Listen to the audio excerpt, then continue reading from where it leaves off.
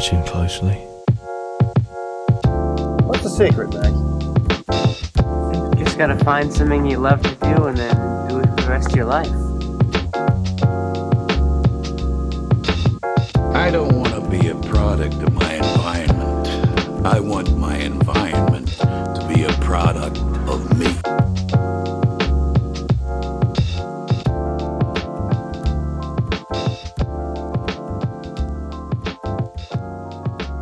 Hello, and welcome to The Establishing Shot, a podcast where we do deep dives into directors and their filmographies.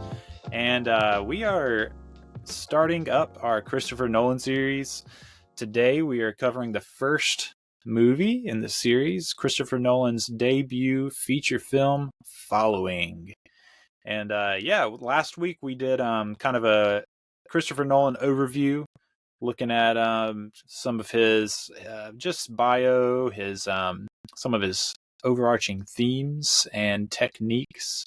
And so, if you haven't listened to that, go back and listen to that. It'll be a great kind of intro to the series. And yeah, I'm excited to have Haydn Fabre back on today. Three-peat. You're the second now three-peat guest. Last week we had JP on for the first ever three-peat guest, so you just missed out by 1 week. Hey, I'm happy to be second. You know, as they say, first is the worst, second is the best. Now the bar is set low for me because I'm not the first. They do in fact say that. I remember. A couple of them do. Yeah. Perhaps not all of them. Yeah. But whoever they are, they do say it. I mean, I've definitely said it before, and you just said it. So maybe we are they. That sounds like a title of a really sick sci-fi movie. We are they. We are they. Yeah, I'd watch the crap out of that. Yeah, like we visit a planet. Feels like it would. We are like the alien. It's like War of the Worlds, but flipped. Yeah, we straight are to Sci-Fi Channel.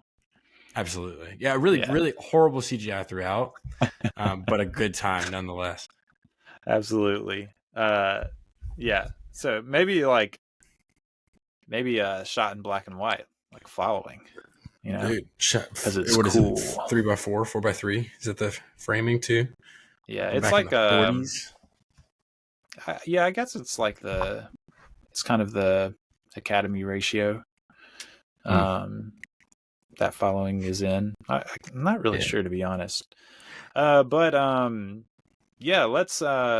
get into your. I shared last week kind of my intro to Christopher Nolan. Do you mind sharing just like, man, what was the first Christopher Nolan movie you remember seeing? And is he a director that you really love? Is he a director that you're like, like highs and lows? Like, how do you feel about Christopher Nolan? And what was your intro to him? Yeah, I'd say that I'm not a Nolan fanboy. Okay. I don't think that I belong to that. I feel like Christopher Nolan movie fans are like the Taylor Swift fans of the movie world, where it's hard for someone to just be a casual fan of Chris because there's so much hype around his films. Everybody loves Inception, Interstellar, and stuff. And I certainly love those films. I was introduced through Interstellar. One of my brother-in-law, he put it on when we were hanging out one day. It was like, dude, you have to see this. And this was before I was really into movies and stuff. Because it's been 5 years since I really started watching movies. And he's like, you gotta check this out. It's like time travel and stuff. And I was like, I like sci-fi movies. I mean, I'm a bit of a nerd. So I sat and watched it with him, and I was like, wow, I didn't know that we could make movies like this.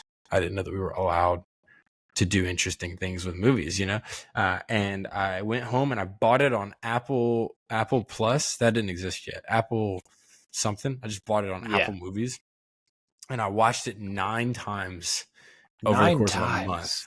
I know. Wow.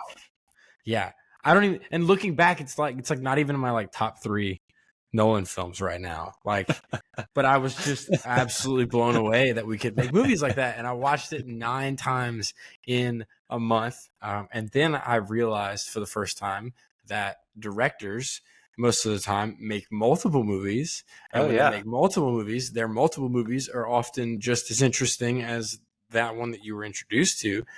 So I learned that Inception was also an Interstellar film, and the Christopher Nolan film, and I was like, wait, he makes more, and I just dove into them, and Chris Nolan was one of the stepping stones to me beginning to love film, I'd say. But as I began to explore more film, I did learn that a lot of Chris Nolan stuff isn't as necessarily groundbreaking and revolutionizing to cinema as a whole. There's like, he took a lot of inspiration from the greats beforehand, and I gained more appreciation over time from those greats, while still being able to appreciate that he's made some amazing stuff. So he definitely was one of the first directors that I dove into whenever I started getting into film, and his films are just fun. They're all a good time. So I do love me Chris Nolan, but just like, I like Taylor Swift. I like the Tay songs. But I'm not a Swiftie, like I love Christopher Nolan, but I'm not a Nolan guy all the way. But I'm excited to talk about it tonight for sure. Yeah. I kind of shared last week. He was kind of one of my stepping stones with like Batman Begins is the first I remember seeing, and then when I was in college, The Prestige. Man, I love me some Prestige when I was in college. But yeah, that. I wonder if that'll be like a common theme as we go through the series, like different guests, like because like we're kind of similar in that way, because he really is kind of like I guess he's like a cinephile gateway drug, Absolutely. Everybody loves The Dark Knight. Everybody likes Inception. Like first time you see it, you're blown away. You get a taste of like real movie making, and then you're moving on to the hard stuff after that. Oh yeah. Or it turns you away, or you're like, I don't want to go any further because this is confusing. Like my in-laws, I love them to death. They are like Fast and Furious people. Like they just want more explosions and more action, and I like appreciate it. And family and like racing cars off of the Burj Khalifa, they eat that stuff up. And I'm like, hey guys, there's more interesting things that happen in film than just blowing stuff up. And about as far as I can usually get them into like real like cinema and like check out the artistry is Chris. That's about as far as I can get them. You can get him into some Mad Max Fury Road. Oh yeah. Well, my father-in-law, he's an old head, so he's the first Mad Max is the best. I'm like, get with the times, old man. Sorry, man. Yeah. Shout out to Mr. Ed if he's listening. Shout out to Ed and George Miller. And George Miller. Pillars of cinema.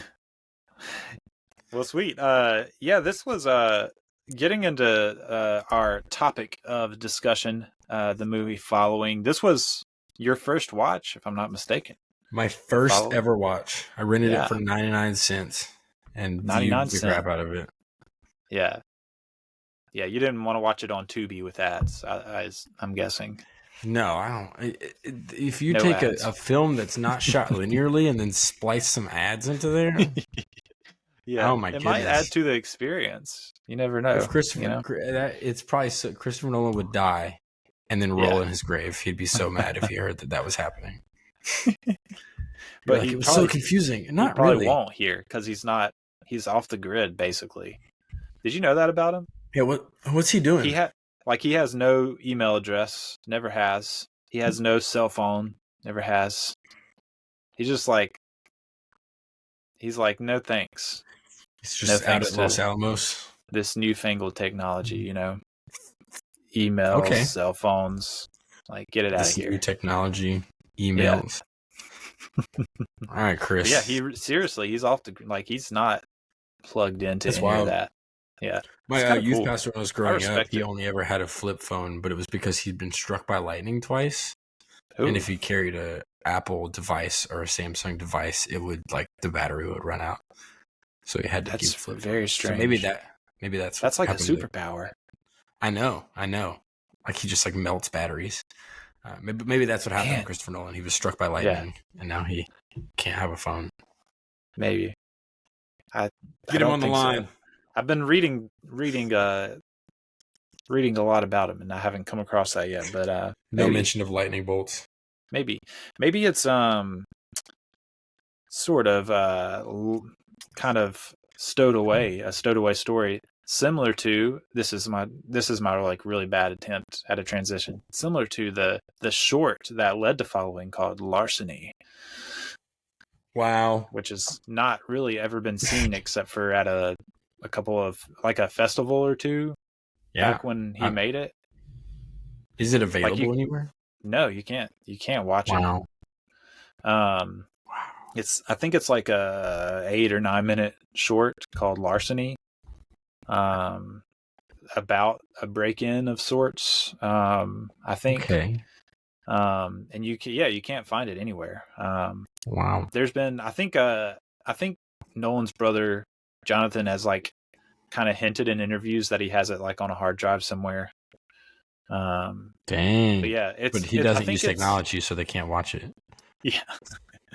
I think it's one of those things where like Nolan, after he went ahead and went forward making Following, he was like, well, I don't really want to show this one because it's kind of like a rough draft of the idea, and I'd rather people just see Following. So I think that's sort of his way of like, no, don't watch my rough draft. Yeah. Only those people at that festival that one time get to ever see it. And me. Wow. Yeah. But he just watches it over and over again. Yeah, it's kind of sad. I did watch a couple of the other shorts you can watch on YouTube.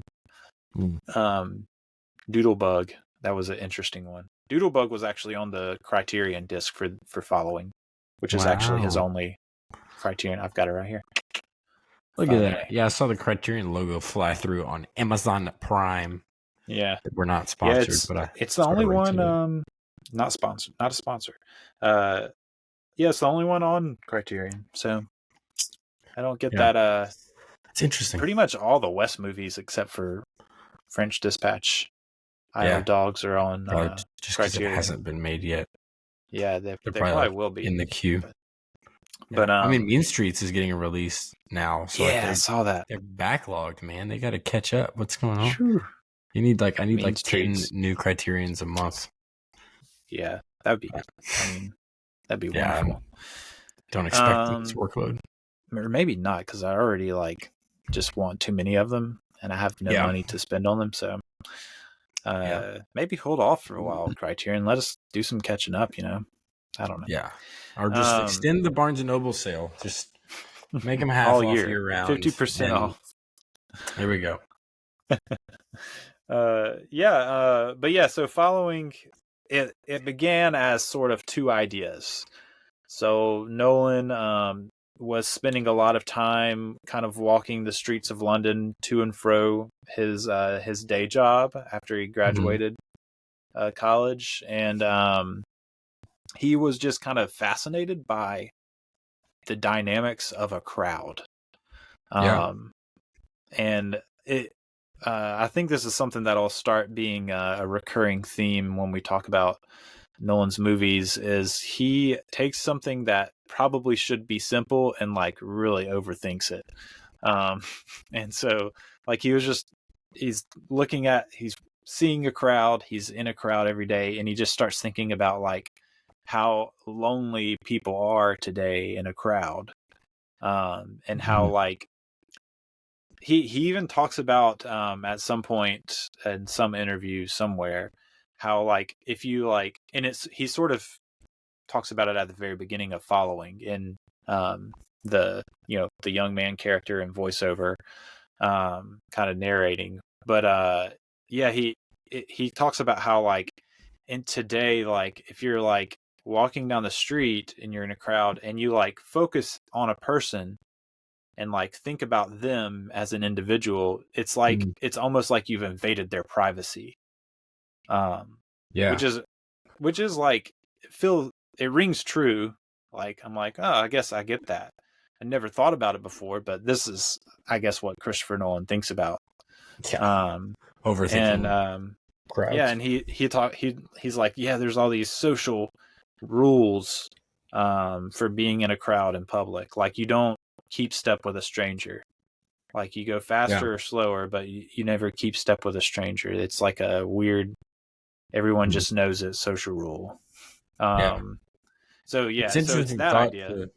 It's an interesting thought to consider, like it's a crowd becomes a unit, but like he says in the beginning of the film, like when you isolate one, and you think about that individual, that's a person who has worries, who has fears, who has desires, who has responsibilities, and they have just as many things going on as you do, and like that idea compounded so much, kind of like in the gym. You ever think about how much counting happens in the heads of people in the gym? If you could hear all the thoughts, that's true. Through reps, it's just counting all the time. Yeah, but when you isolate, like it's a great observation that it's almost like a violation of privacy. Yeah, to even follow weird. someone. It's weird to think that just because you've like noticed someone and like focused on them for a second, it's like invading their privacy. It's like that's kind of weird. Yeah. But yeah, so there's that rule, and then there's the fact that he came home to his flat one day, and I think he was living with his soon-to-be wife Emma Thomas at that point, and their flat had been burgled.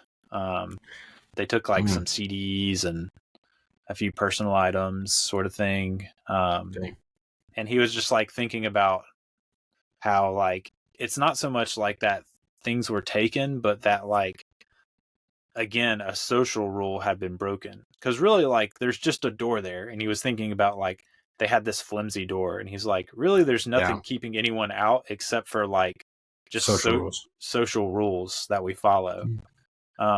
And that had been broken, and like that was more violating even than like the stuff being taken. And I think that is true, because anytime I've interacted with someone who's like just had like something stolen from them, it is that feeling of like being like violated, like your space and your things. We just bought a house, and the idea of someone entering our house, even if they just walk in and then walk out without our permission, it's a terrifying and violating, and you don't feel safe ever again fully. I think. Yeah. So you have kind of those two ideas, both are sort of these ideas about like shattering social conventions. And those two ideas, put them together, and you get first larceny, which we'll never see probably, and then eventually following. Yeah. So those are like the two ideas that melded together. But then of course, like you have other influences, like when he started writing this story, he like kind of knew from the get-go that it was going to be a noir kind of story. And so like he was like, well, I got to do my research. So he started watching he watched Hitchcock's Strangers on a Train, which I actually watched the other day to kind of like, because I knew he had watched that for this movie. It was really good. It was really good, like Hitchcock movie. Tournier's Out of the Past, I think, is another big one that he watched, kind of in that noir category. And then Raymond Chandler is an author, and Raymond Chandler is actually credited as writing Stranger on a Train too, the script for it. Oh, wow. But he's he wrote The Big Sleep, is probably his most popular book, but kind of called like the Godfather of noir.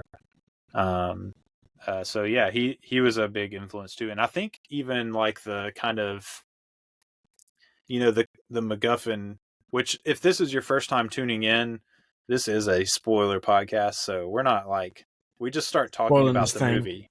Whatever comes up. So here's your warning. Just be warned.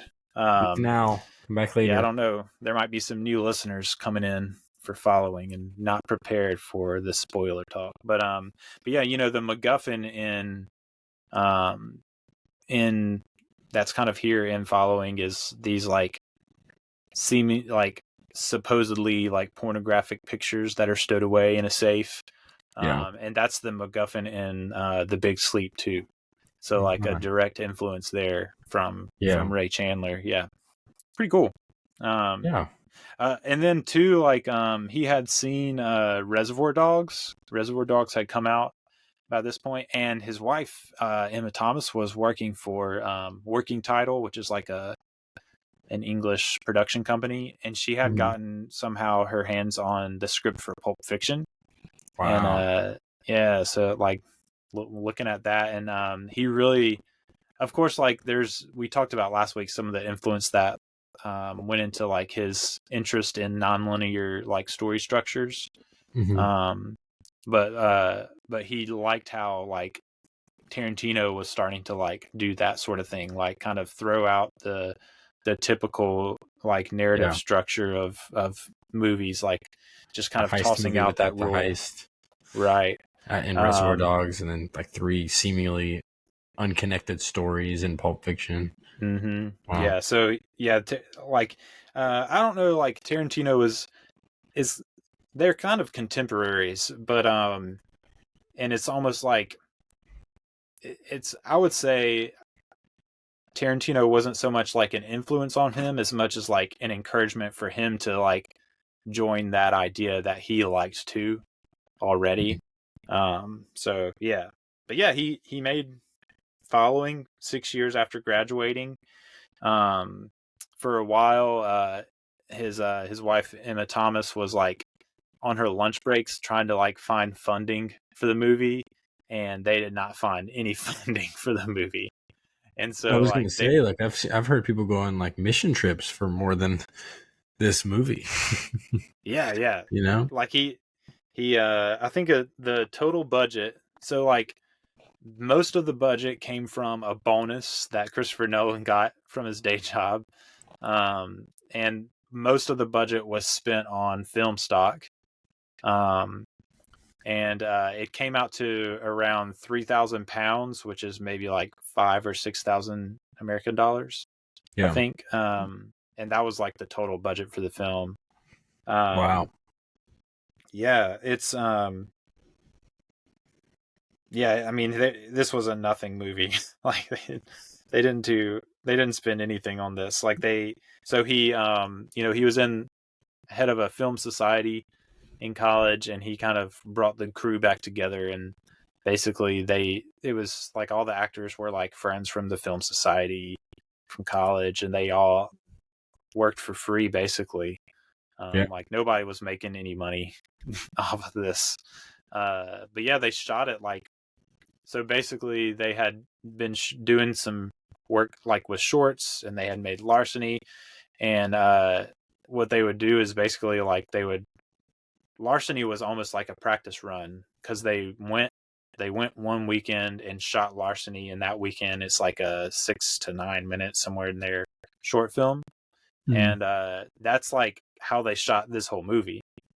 They would have their day jobs during the week, and then on Saturday they would go shoot, basically a short's worth of shoot a scene, movie. Yeah, a couple of scenes from it. Yeah, so they would go shoot, and it took them like a year, and to get everything shot and ready. Wow. Because you can't stop your life at that point when you're and not all in. Nolan basically was everything in the movie except for the actors.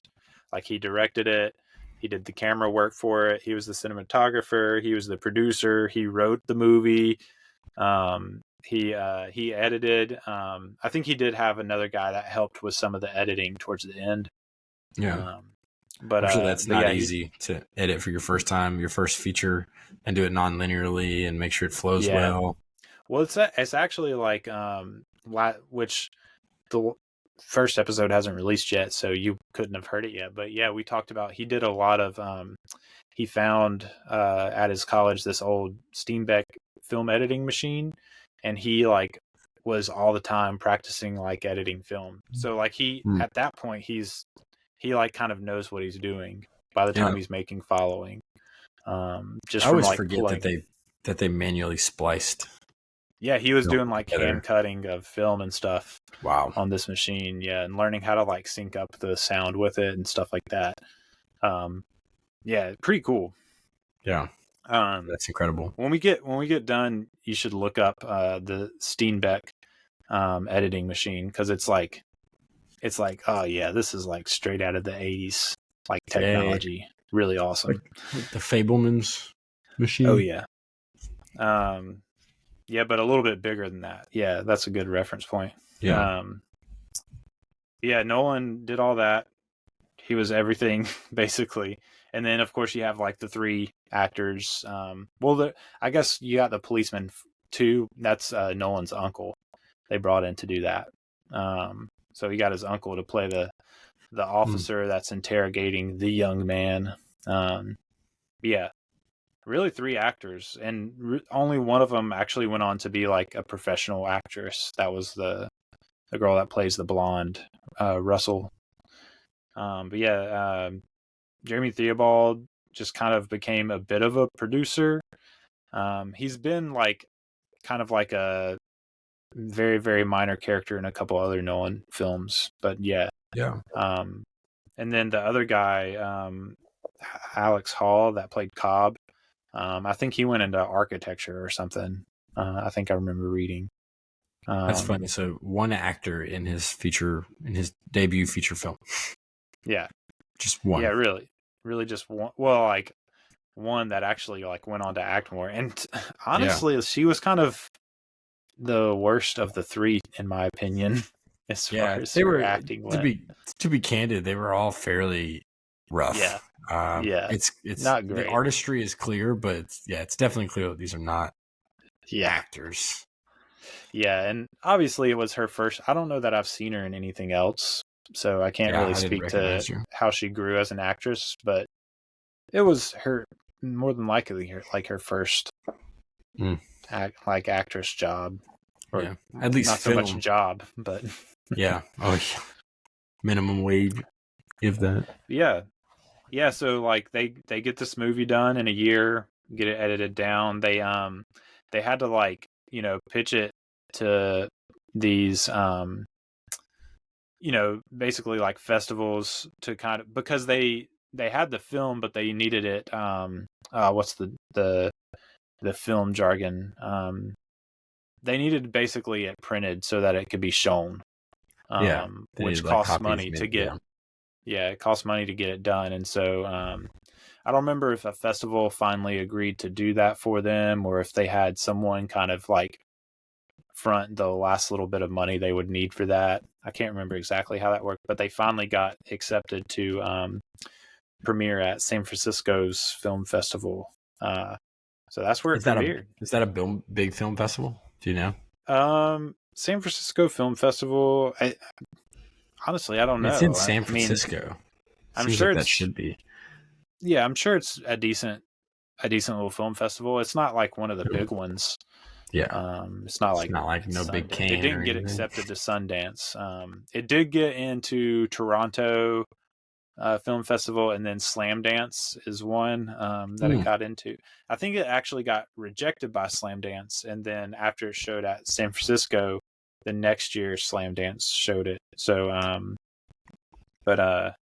Yeah, it after it had that like short little kind of festival run, Zeitgeist Film, a production company, picked it up and did a theatrical release for it, and it made $50,000. Wow, which is not a lot of money at all, but it's 10 times what they spent on it. So so I'd say that's a pretty good return, Oh yeah. I wish I could do that. I'd invest in it. It had pretty good critical responses too. Like people liked it. You get the feeling from, I'm going to read a couple of quotes. You get the feeling that people were like, man, this guy's got something. They weren't necessarily like, this is a fantastic movie, but they're like, man, this guy has something going. You can definitely smell the greatness. Yeah. Like, evident here. Yeah, and it's funny, like, we did a Wes Anderson last series, and I like Bottle Rocket a good bit more than Following, I think. It's definitely still of a similar vein of like a director really trying to get a feel for what they want to do.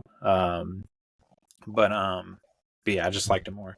But yeah, this critic early on for Following said that the movie succeeds as thoroughly as it does, getting deeper and creepier as it goes along, is evidence of a far-seeing creative imagination.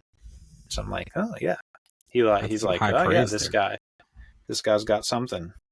He's got I don't know, something going for him. But yeah, there's another one. My initial reaction whenever I was finished with it was just like man, if we'd had like 30 more minutes added to it, it felt like it was like it just as soon as it started to catch its stride was when it kind of landed the plane because of the budget problems and the short time span that they had. So I'm sure that's like kind of what they're feeling like. It's like just smelling some like homemade spaghetti or something. You're like, oh, I could eat a plate of that. Oh yeah, but you just can't quite reach it yet. What are the other critics say? Yeah. This other one, it's actually a little bit even more high praise. It says, following is that rare debut in which a formidable creative personality seems to have sprung upon the scene fully developed. All of Nolan's abiding obsessions are in evidence. The boldly nonlinear chronology, the liquid sense of identity, the involuntary spasms of memory. I like that last part. Yeah. Spasms of memory. That's involuntary spasms of memory. Yeah. That guy's good with words. Scott found his bit of a wordsmith. He pulled up thesaurus.com while he was writing that. Yeah. Another word for crazy. Or he might not have, but we probably would have needed to. But yeah, big so fan of the thesaurus. It really is like you were saying. It's like that. That seems to be what the critical response was. Like, this guy has something going for him. Like, he has like really good potential to do something interesting. Because really, like, that's what Following is. Like, if I was trying to sell someone on watching Following, I would be like, it's interesting. It's an interesting film. Yeah. That isn't like anything super profound, and it isn't anything like super like I guess unique or like some major breakthrough like you were kind of saying, but it's interesting, and it is interesting. I think probably it's more interesting in light of his whole filmography. Yeah.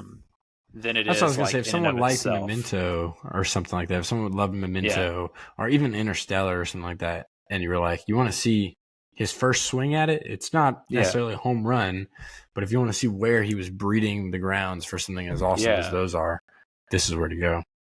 Yeah. And it is interesting. Like, Bottle Rocket is probably a little bit less so, but in a similar, I guess, vein. They're movies that like, so like some directors come on and it's like Orson Welles, Citizen Kane, knock it out of the park, But then like most directors come on with a movie like this, like they're trying to get their footing. It's not like, it's kind of just a glimpse of what they will be, Yeah. And that's kind of what this film is.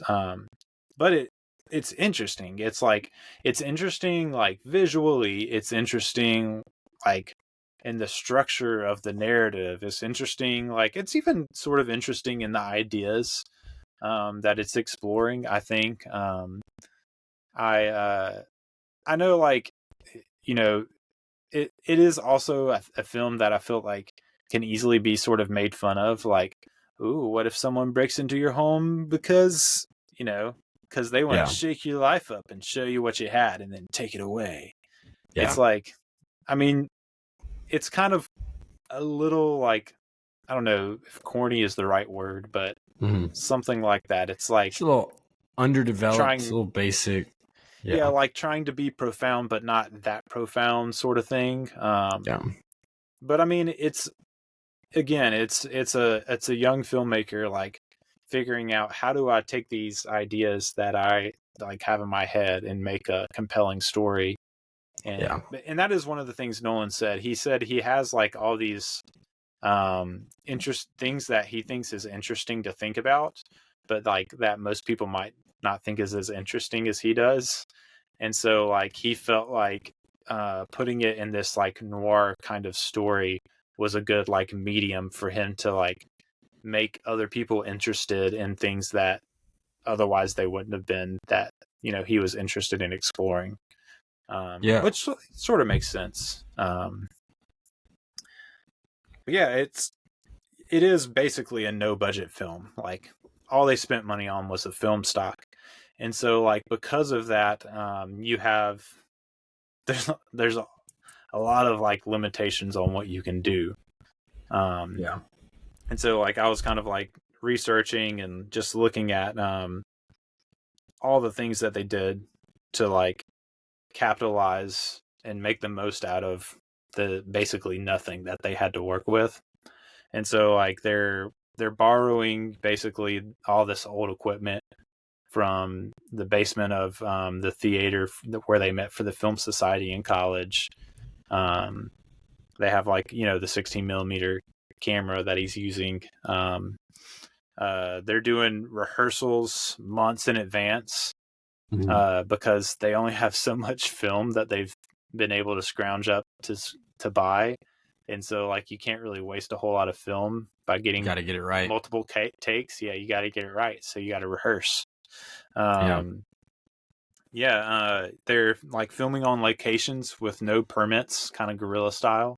Like they couldn't get permits that they needed to shoot in the street. So they just like handheld, I'm getting out there and just doing it with no permit, which is pretty cool. And the street shots are good. They're good. Yeah, like the street shots work. Yeah, I felt a little disoriented, like from those first ones where he's like walking and it's very shaky. Yeah. That's not always like my favorite style. But like Nolan did say like he shot that opening kind of police interrogation scene is the only thing they shot like on a dolly track. There were these like old dolly tracks in that basement of the theater where the film society met, and it wasn't really transportable, so they just shot it down there. And he said he did that because he wanted to like open with a very like clean like that professional typical like way of shooting. He felt like if he threw people right into like the handheld work, that people would just be like, oh, this is just some cheap like shoddy like filmmaking. But he wanted to show them like, no, I can do this sort of filmmaking. I'm making like a deliberate decision to go handheld with this film, which I thought was like, I guess like thoughtful of him to think like people aren't gonna go for it. They're gonna just immediately be taken out of it unless I show them like something more what they're used to start with. Yeah, he's definitely thinking long term to prove that he has that eye, that vision. It's not just a homemade film, right? Yeah, and one of the things too with like working with the camera was he was really learning, because he's like sitting there looking through the lens and he's like in the space with them, and he's learning how to think in like 3D space. Like so when he starts getting like bigger budgets and working on bigger films, then like blocking the scenes out came a lot easier to him. Which, you know, if you're not familiar with film language, blocking a scene is just like basically putting people in the room where they're supposed to be, so that you can get the shot the way you want it to look, basically. Very simple way of explaining blocking, but that's one of the things, like that was kind of one of his like lessons learned, I guess, is he, and to this day he doesn't use a monitor on set. He's always standing next to the camera, looking straight like through. He's not, wow. He's not working the camera anymore, obviously, but he's right there in the space, because he feels like as soon as you start looking at it on a monitor, you're like thinking in 2D space, and he said it doesn't help his like thought process, I guess, which I thought that was interesting. That is interesting. Got to see it. Yeah. But yeah, I mean, everything from like clothes and props being their own stuff. Like, did you notice something prophetic in this movie for Nolan's career? I did not. You Tell didn't? me. Surprise me. I don't think so. You're going to remember as soon as I say it. There was something, Yeah. there was a logo of some sort on the door of Bill, the young man's apartment. Maybe you didn't notice. I didn't notice. It's just a quick little thing. That's the Batman logo. He has the Batman symbol. Okay, I noticed it. I did see it. I didn't connect it because I'm not smart, but I noticed it. And I was like, I think I noticed it, and I was like, that's the old Batman symbol, not Chris's Batman symbol. No. But he had no like idea that he would be doing Batman movies at that point. Like, he had no idea if he would have a career in filmmaking at that point. Yeah. Much less like, big budget Batman films. But yeah, I thought that was a cool little Easter egg. Like, and it's just like total coincidence. It was I think that was Theobald, the young man actor. I think that was his flat. He just had a Batman symbol on the door of his flat. And so that's just like just a coincidence. Yeah. And turned out to be prophetic of Nolan's future. The only thing that would make it better is if there was a top in the in like the trinkets that he stole in the box. There was a spinning top. I'm like, wow. Yeah. He was really thinking ahead. Or if he had made Cobb and Inceptions, which I guess that's another Easter egg, like the Cobb name. Yeah. If he had made his totem a spinning seahorse. Or if he would have dropped a nuke on London.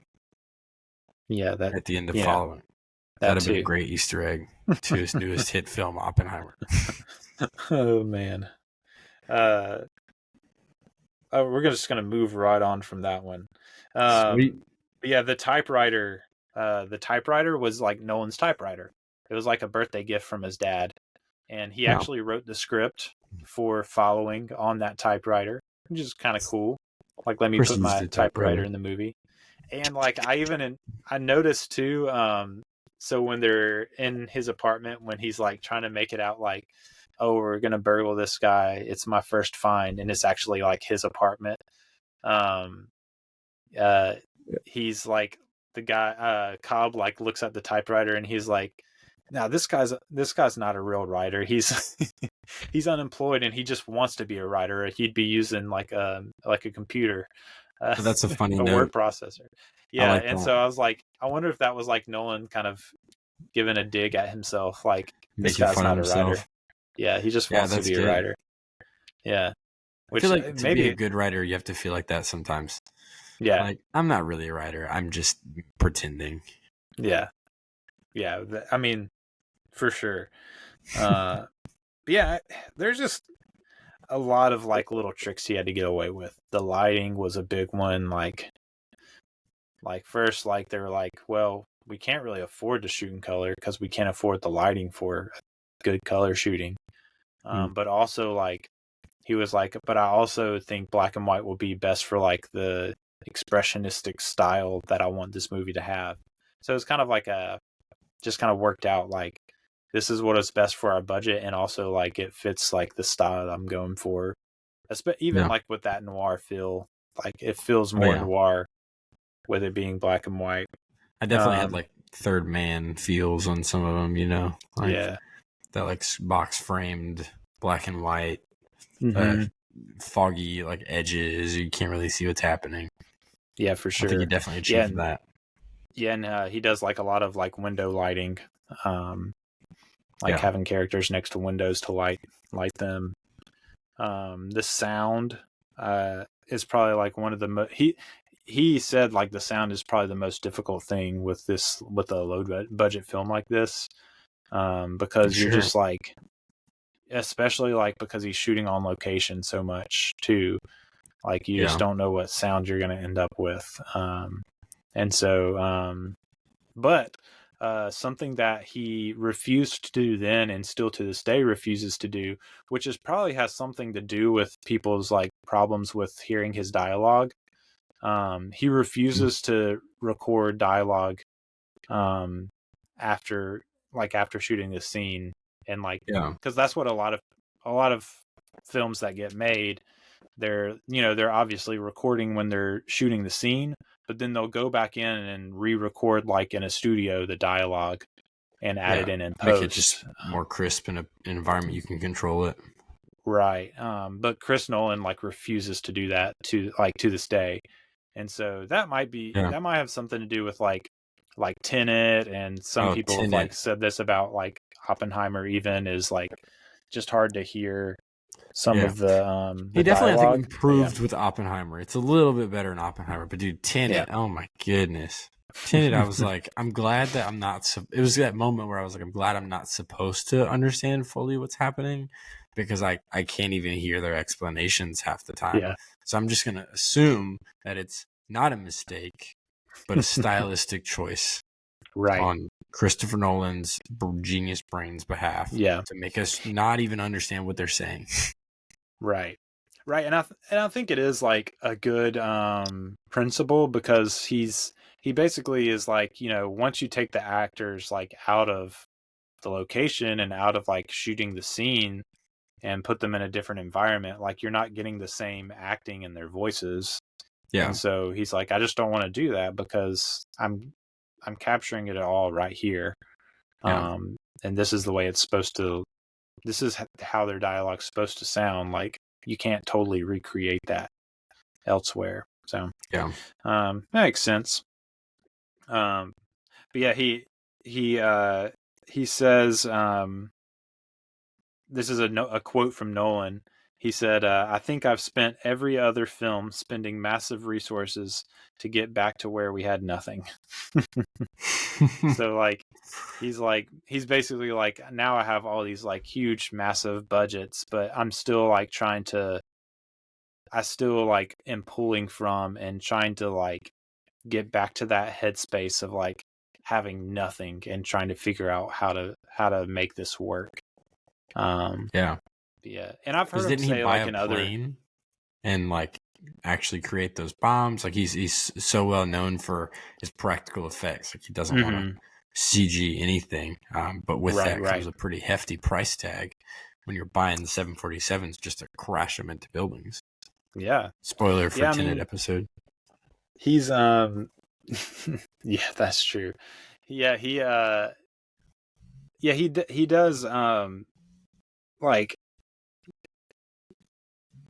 well, I'll say this. He, in an interview that I listened to, I can't remember, I think it was on a podcast. But he was basically saying like, I still like when I was making Following, obviously like I had to make a film better than what our budget was, because like he didn't really have a choice, like because he had no budget basically. So of course the film, however it turns out, is like going to be better than the budget should allow. And so it's that idea of like stretching what you do have, like to get more out of it than you should be able to.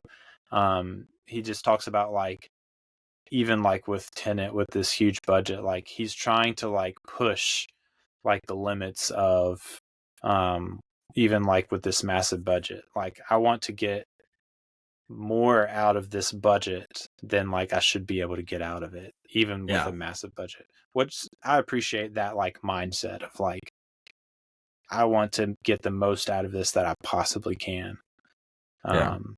Seeing I think you do see it budgets to some degree. Yeah. Yeah. Like seeing the higher budgets as like a blessing, and being like, I don't want to misuse the resources that I have.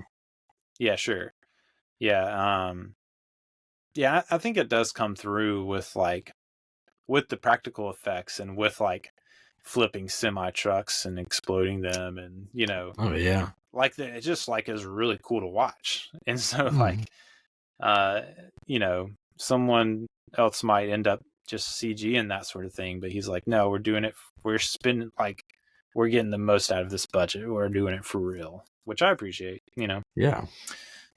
But yeah, one of the things he said that they did get right, I guess this is his like, maybe one of his proudest things about this movie, is that they crafted this script to like match the sort of production that they could actually pull off.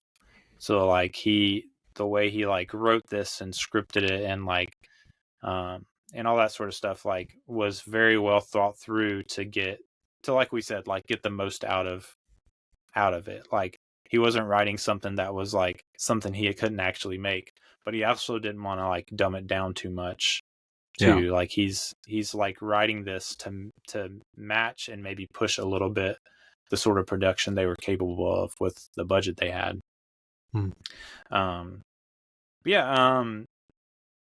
Yeah, I guess we can kind of get into like the story a bit.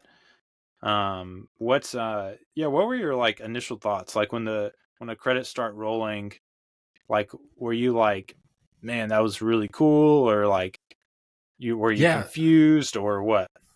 So I think whenever I put it on, I just forgot for a moment that Christopher Nolan likes non-linear films. Yeah. And then they started jumping, and I was like, wait, what's happening? And then I was like, oh, this is Christopher Nolan. Of course it's not going to be in order. So then I had to really pay attention to like hairstyles and outfits and like the amount of how clean they were and stuff. But yeah, it's not the most complicated of his stories. It's really a fairly straightforward and simple story that's just told in such a blocky way.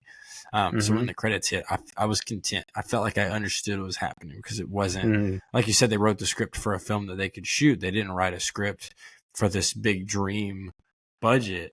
Once like the plane landed, and there was a question of, man, I know what happened, but where did he go? You know, like at the very end, I'm like, wait, I don't understand this. But other than that, there, but now he's not. Yeah. Other than that, I was tracking with the story, and then they were like, psych, he's gone. And then I was like, did I just watch Christopher Nolan's Fight Club? What's happening? He was never really there. We're gonna get into that later, because I have some theories that aren't so much theories of like, what if this is what's going on? Like, I don't know. Yeah. I could just be like way overthinking it, but yeah, we'll get into that later. I'll save it.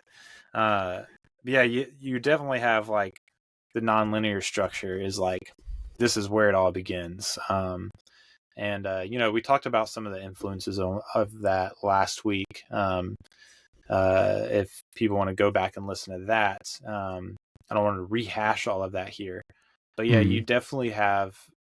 He's just interested in, and I think here's why it's interesting to me. It's because like there's a purpose behind the nonlinear structure, and the purpose is, he has this character that's like recollecting a story, to an officer. And he just has this idea of, when we talk in our normal conversations, just our everyday conversations, and we're like recollecting something to someone, we very rarely like tell it in a straight linear structure. We'll like start getting into it, and then we'll like be like, oh yeah, and before that this happened, because you're like remembering something and remembering another detail that's relevant to your story. And so like very rarely in our conversation do we actually like speak linearly in our narrative structure of our conversation. And so this film sort of like is kind of just I guess like a narrative experiment of sorts, of like trying to make a film that's similar to that in the way we like tell stories in conversation, which I think is actually like really clever. Because you'll often jump to the most exciting or important points whenever you're trying to recollect a story, like you're saying, like spitting out a rubber glove. Yeah, but those important points don't carry anything if you don't know how you actually got there. And a lot of times whenever you're, especially like that was like an interrogation almost, the conversation that he's having with the cop in the end, and especially in those high intensity situations, you feel like you want to get out the knowledge that you feel is most important to solidify your innocence or get your point across, and you often even neglect the foundational things of a story that could really set it up for being impactful. Right. And that's the beauty of popping that foundation into the end. Yeah, for sure. And he kind of even said like the noir element kind of buys you some extra creative space to like play with narrative structure and stuff. Because like you said, it's a pretty like, if you know how a noir works, like if you've watched any other noir film, they all have a similar like, there's intrigue, there's a bit of thrill, there's like kind of like what's really going on, but in the back of your mind when you're watching a noir, you know like that at the end they're gonna like tie everything together, because that's what happens in a noir. Like you might not know where it's leading, but you know it's like leading somewhere. And so he was kind of like, this going with a noir story, like people know like I might not be tracking fully with what's going on, but I know he's taking it somewhere, and it's gonna be interesting at least. And so that kind of creates some space to like play around with the structure a little bit, which makes sense to me. But you have the confidence of the crowd. I did go through so on the Criterion collection disc, there is actually a linear edit of the film. Oh wow.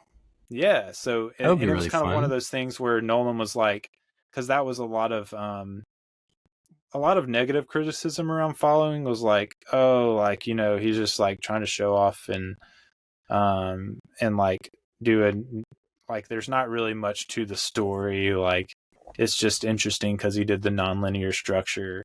And so like when they did the Criterion for it, he edited it for a linear edit to kind of prove like, no, it's still like it actually still works just as a linear story. I did it this way there's a reason I did it that way. It's not poor editing.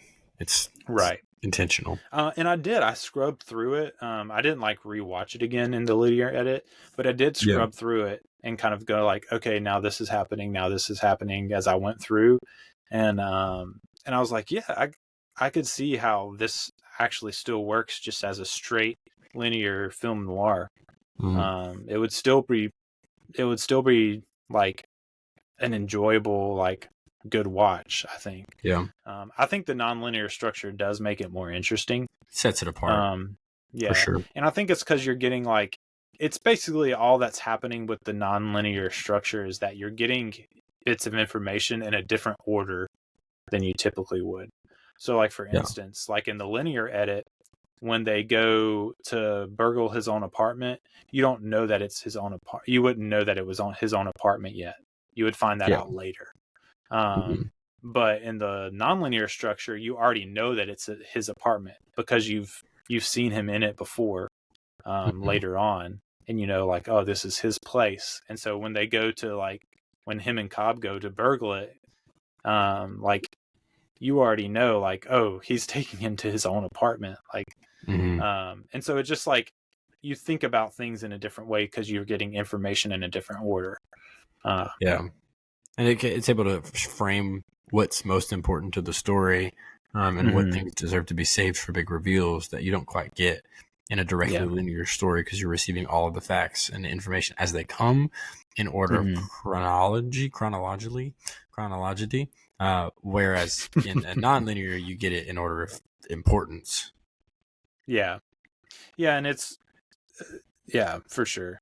But like you were saying, like, you kind of have to, like, you do have to switch around in your mind, like, okay, he's got short hair and he's got a black eye here, so we're like pretty later on in this story here. Oh, he's got long hair and he won't look anybody in the eye, we're like at the very beginning. Like, so you kind of have to do some switching around as far as that goes in your mind. There's like 3 or 4, I guess, depending on how you want to break it down, like temporalities. And the way it's edited with the nonlinear is like you're getting bits of all of these all jumbled up. So, but he talks too about the objects. So there's a lot of like objects, obviously, in this film. You get some like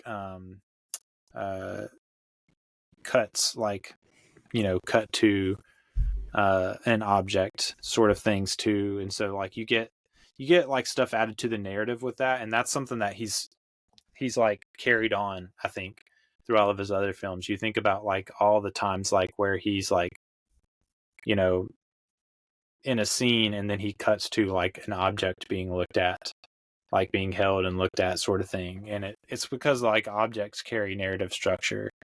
Yeah. And I think he related that back to like conversation too. Like we use objects as in our conversation, we use objects as like kind of like anchor points for whatever story or idea we're communicating. Like what was the state of this object in this moment? Where was the position of it is usually easier to remember than to how you felt or what exactly you said sometimes. Right. Yeah. And like for instance, like the hammer, like you see him like putting on the hammer. Well, then like when you see the hammer later, being used in a, like to do something like to, you know, when Cobb is like using the hammer at the end, you're like, oh, it's that hammer again. And then the cop has the hammer and he's like, here's this hammer with the two different bloods on it. Two types of blood on it. Yeah. So it's this object that's kind of like helping tie everything together. That's like he has the box at the end of the film and he's like pulling stuff out. He's like, here's this object and here's this object. And just like we kind of tie things together with like objects as anchor points in our conversation, like that's what Nolan is doing with all of these objects there at the end of the film, like tying all the loose ends together of the story. But yeah, it's interesting.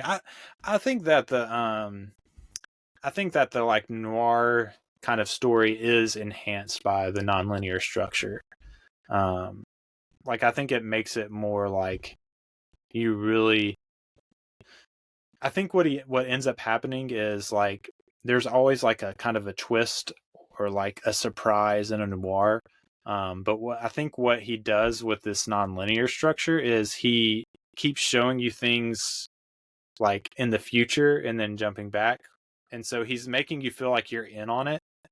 And so like when the first reveal happens, like you're like, yeah, like you see it coming. Like I was in on this the whole time. Yeah. But then like he pulls the double on you and does the second reveal where like it's like, he got me, you know. And I think he's like setting you up for that with a little bit. I think it's enhanced a little bit by that nonlinear structure. I don't know. Did you get that feeling? Absolutely. Yeah, you can see the pieces, and you think that you understand. But even something like an envelope is just such a barrier to information in film, and you can just take these extremely untrustworthy characters' word, ironically, for what's in them, for what's the actual plot of what's actually being hidden.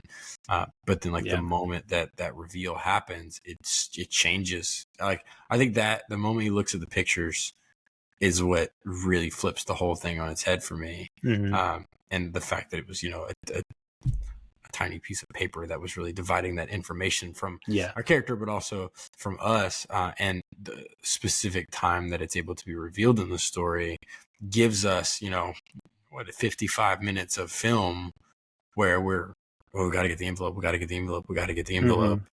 This woman's life is in danger if we don't find this envelope. She's being abused. If we don't find this envelope, when we find the envelope, and you're like, wait, something more is happening here, and I don't quite know what it is yet. And that nonlinear structure is able to reveal it in a very strategic and fun way.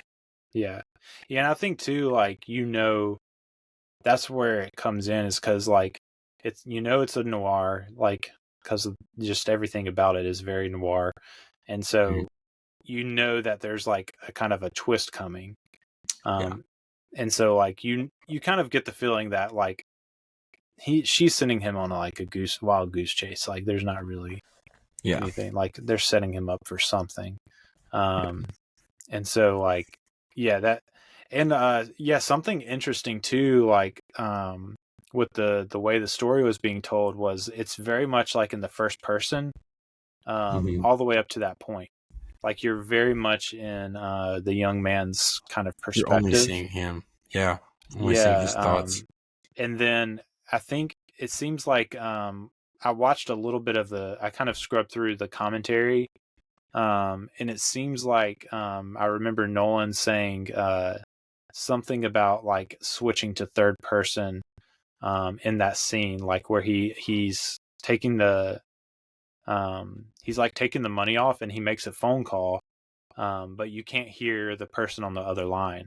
And so it stopped being first person and like now you're back like in third person.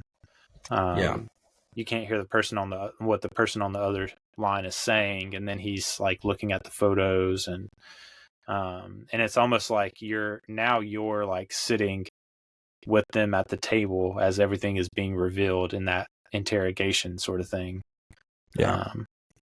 Which is like, I think a lot of that stuff is like, it really like takes some extra thought to see what Nolan was doing, and like it helps me to like appreciate like these kind of like crafty things that he was doing with these like switches that like really like to the naked eye like aren't really there, and you kind of have to like do some digging and figure out like, oh, there was like an intentional choice here that like I didn't even notice. Like I didn't notice it switched to that kind of third person point of view until I was watching that commentary, and I was like, oh, he's right. Like you can feel the information beginning to spread and become more wide, but unless you have that like that benefit of hindsight to understand that there is a switch happening, you can't really appreciate it as much. For sure. Yeah, and there's a lot of like interesting things about this. Like I think the editing is actually like really good.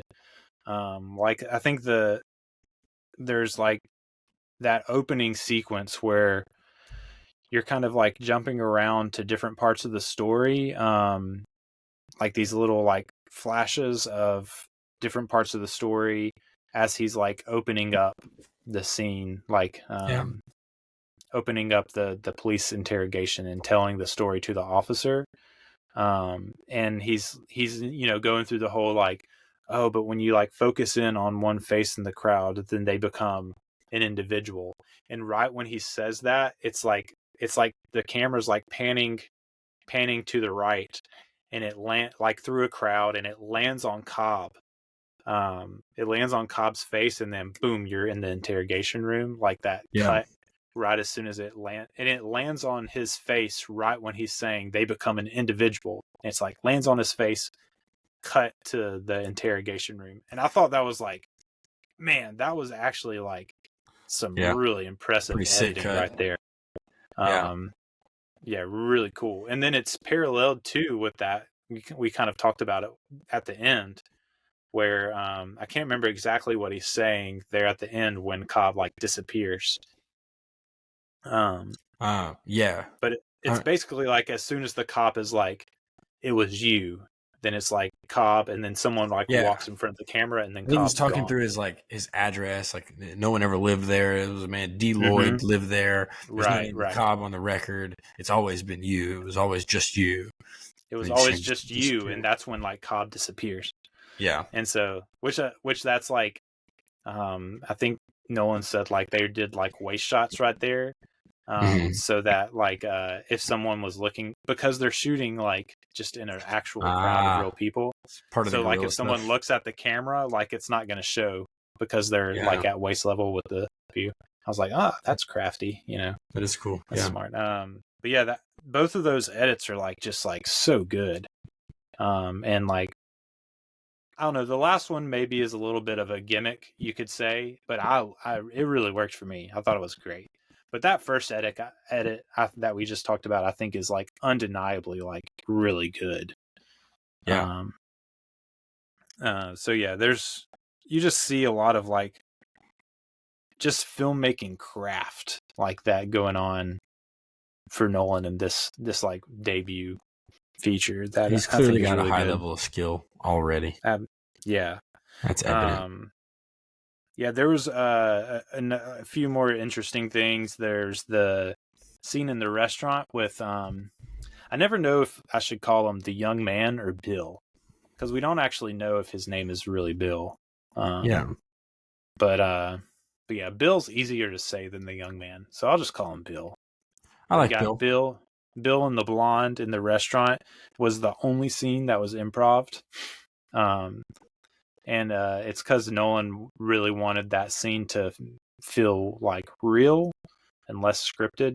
And to be honest, it did, but not in a very good way, in my opinion. That's like one of the weakest like parts of the movie to me. It feels kind of awkward. And a lot of that has to do with the acting, not necessarily like anything on Nolan, but more just like the acting wasn't great. But yeah, it's one of those things. It was funny listening in the commentary. Nolan was like, "Yeah, this is the only improv," and he was like, "I was super nervous the whole time because of the film. Like, I'm using film. Like, I can't like use a lot of film because we don't have any money to buy more film." And so like he was like on edge the whole time they were filming that like one improv scene there in the restaurant. Yeah, because a bad improv and all of a sudden there goes a chunk of your film reel. Right. Yeah, which I totally relate to, because like if we were to record a whole podcast and like then like all the footage is just like unusable, I'd be like, I would be devastated. Was the whole time. Yeah. Just ruined it all. I would be devastated because, I'm not making money on this podcast. Not yet, unless someone wants to, donate a lot of money. Sponsor the Establishing Shot. But yeah, I'm not making any money on this, and I'm putting a lot of work into it because I really love it. And so, like, I can kind of relate to, like, man, if something just like that I've spent a lot of time on just becomes unusable, like, that like makes me cringe. Like, I don't want to think about that. Yeah. But yeah, that's more of a funny thing. Another funny thing is the safe. So the safe, where obviously all the money and then the MacGuffin of the pictures it was not in their script originally, but they found there was this safe in this bar where they were shooting, where that scene was shot at, and he was like, "Oh, we can like use the safe and write the safe into the story."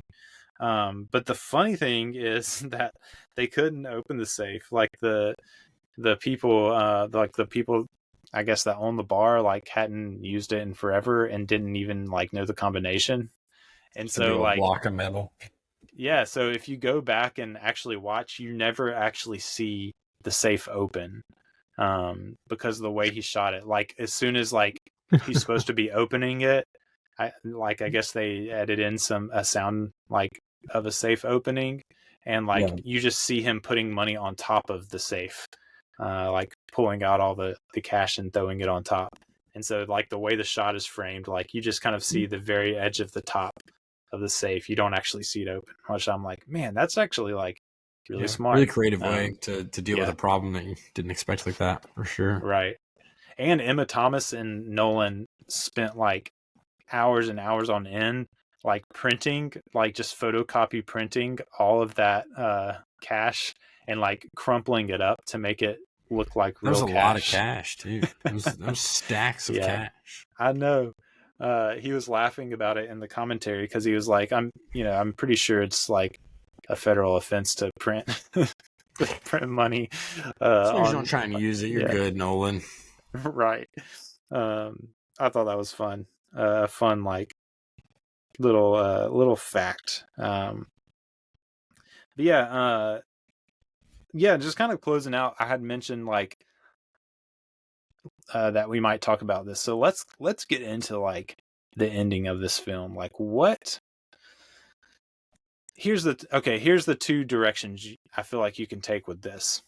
Yeah. Or maybe, well, yeah, two directions, with one of the directions having like kind of like a it works for you or it doesn't sort of thing. And that's like the more straightforward, which is like at the end when the reveal of everything that actually was happening, where like Cobb and the blonde were basically like setting the young man up the whole time. But then at the same time, like Cobb is also like setting the blonde up, and thus like double setting up the young man Everyone's Bill. setting each other up. Right.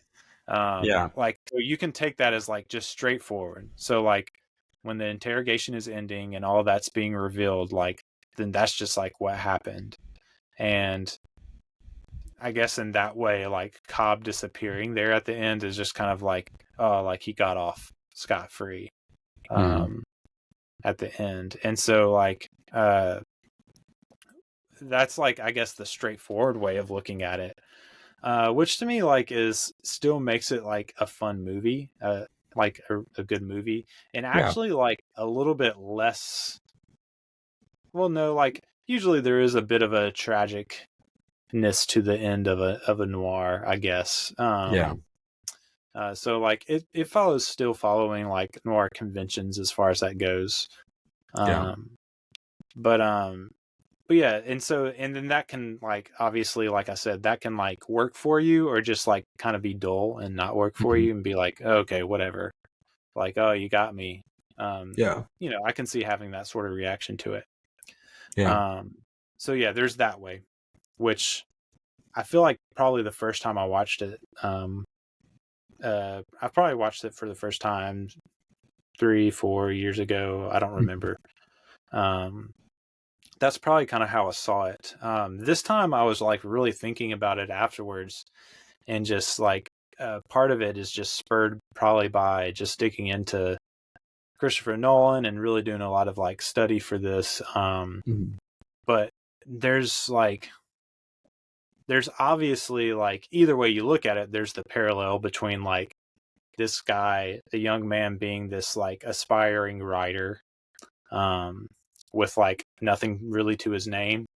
And then, you know, Christopher Nolan is in a similar position where like he's aspiring to be this filmmaker, this writer and filmmaker, but like not really anything to his name, not really anything to work with.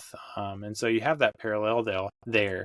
But I almost wonder if there's a more like, I don't know if you would say meta element, but sort of meta element to this, where it is actually like much more, it's more like a movie about a film being made than like just supposed to be taken as a straight noir, but in a way where you can still take it just as a straight noir story if you want to, but then there's this like deeper kind of thing going on. But yeah, so let me explain real quick. So you have Bill, basically the premise that the theory I would have is like that Bill is like writing the story through the movie. Like, that was one of the questions I had, like I wrote in my notes while I was watching this movie, is it keeps cutting to him like at his typewriter at various points throughout the story. And like the simple take is just like that he's just like kind of taking notes on what he's experienced so that he can write about it later, or maybe even like writing the story of what's been happening. But I almost wonder if like that actually is like the main thing of what's going on, is him writing the story. And so him writing the story is like the center of it all. And then so that would make, I guess you could still take it as a straight noir, and everything that they said happened actually happened, or everything like that you see happen actually happened. Or you could take it as Cobb actually was like in his head the whole time, and he is so like desperate to make something that he's the one that actually has been like doing all of this stuff. And he's just like been so wrapped up in it and like writing the story with Cobb in it. So Cobb is actually like a character in the story. And he's actually doing all these things kind of like out of his mind,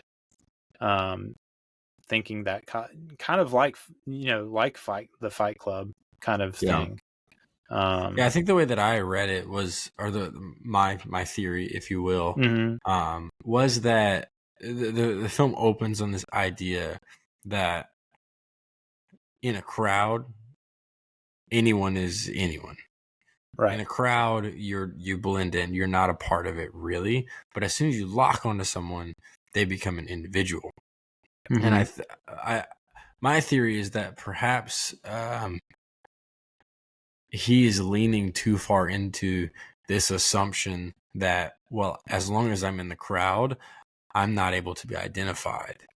And then fabricating these stories in his mind of, oh, well, that person's probably doing this, or that person probably has this going on, or that, almost like a Rear Window, Alfred Hitchcock type of thing, where he's fabricating these stories of people that he's watching, and then maybe even taking it a step further to actually do the acts himself.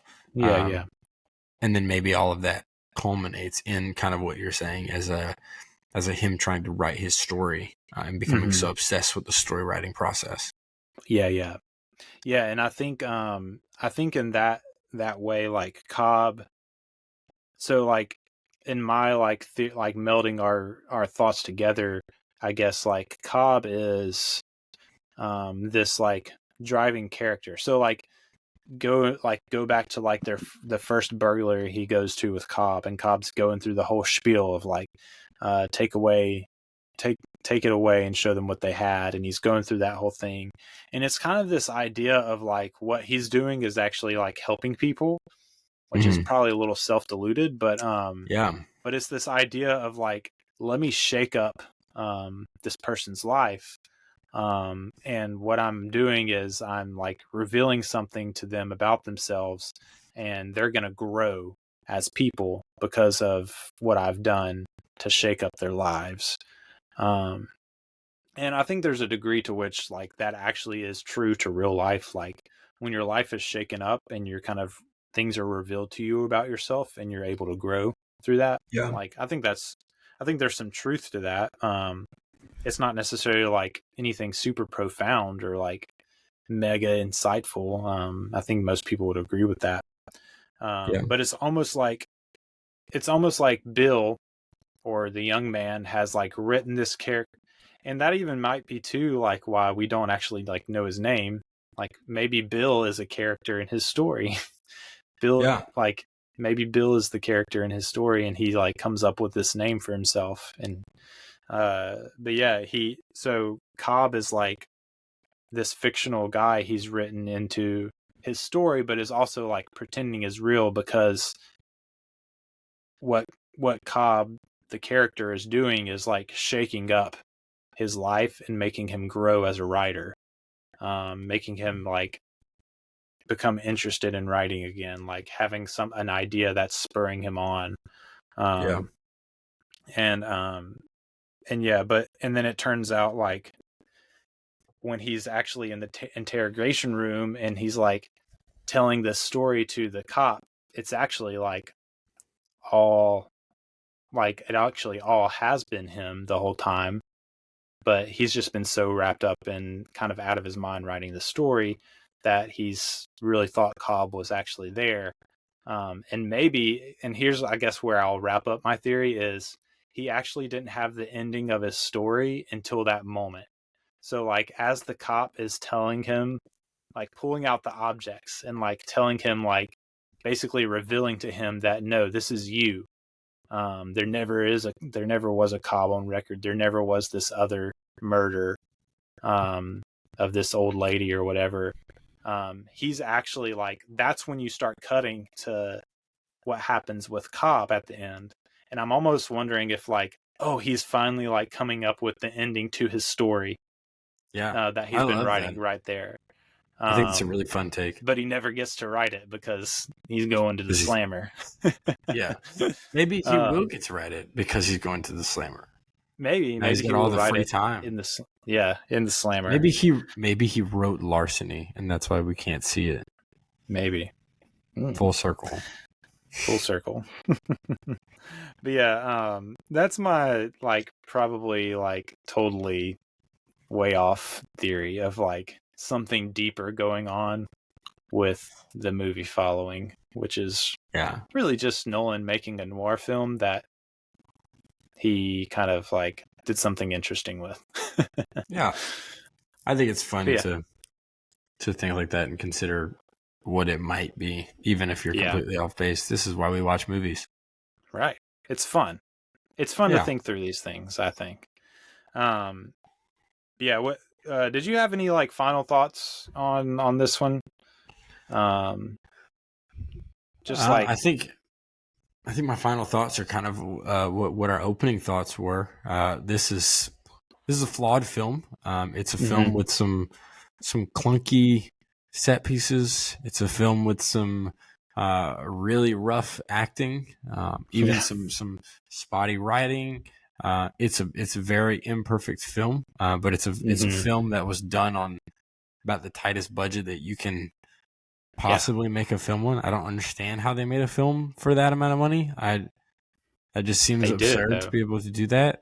Like, I've got an iPhone that has the ability to record video, and I don't think that I could create something as awesome as this is. But especially in the context of the rest of his films, it's just a fun first step, because you do see those threads, you do see that inspiration, and it's clear that he had the vision from the beginning, because throughout his career he just grows into bigger and bigger and more audacious and just more large scale projects. But I think that this is a fun stepping stone. It's a fun beginning. It's not perfect, but it's something that definitely had all the indications of a genius, an artist, a generational artist in the making. Yeah, for sure. And I think it's really cool. He so when he moved, kind of came to America, because there's not really like a festival circuit, or at least there wasn't, that he could like apply the film to in England at the time. And so he came over here, and he actually met up with Jonathan, which the family calls him Jonah, Jonathan Nolan, the younger brother. He met up with him, and they were basically driving his car from like Chicago to LA.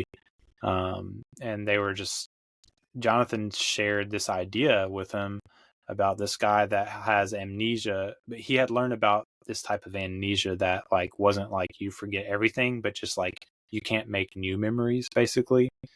And so like he was like sharing this idea with Nolan, and then they just like started going off. So like he actually started writing the script for Memento, just like in downtime when he was trying to get following, like to get like accepted at festivals and stuff. And so like it was kind of like which we'll talk more about it next week, but like it was kind of like a happy accident that he had Memento ready to go, because people, when you run a film that people are like, oh, there's something to this at festivals, then you have people coming to you like, hey, do you have something else? Like, what are you planning on doing next? And he could be like, here's the script, like read it and let me know. Check it out and give me money. And so and that was all she wrote as far as that goes. But we'll get into more detail about that next week. But I did have a final thought, just kind of like a takeaway that we can come away with. Not so much from like the movie or the narrative itself, but just like the way it was made. I think there's a quote that I don't know if we know exactly where it originated, but I think it's often attributed to Orson Welles, that says, "The enemy of art is the absence of limitation." And I think that's true, not just with art, but with anything, like any sort of creative endeavor, whether it's like, we create art is what we typically think of as creative, but really like anything that you're making or building, whether it's a business or a family or whatever it may be, is a creative endeavor. And so like, I was just thinking about like that idea applied to art for people that like are artists, creators, but also like just to all the listeners that might not be an artist, but still like have these other creative endeavors in their life.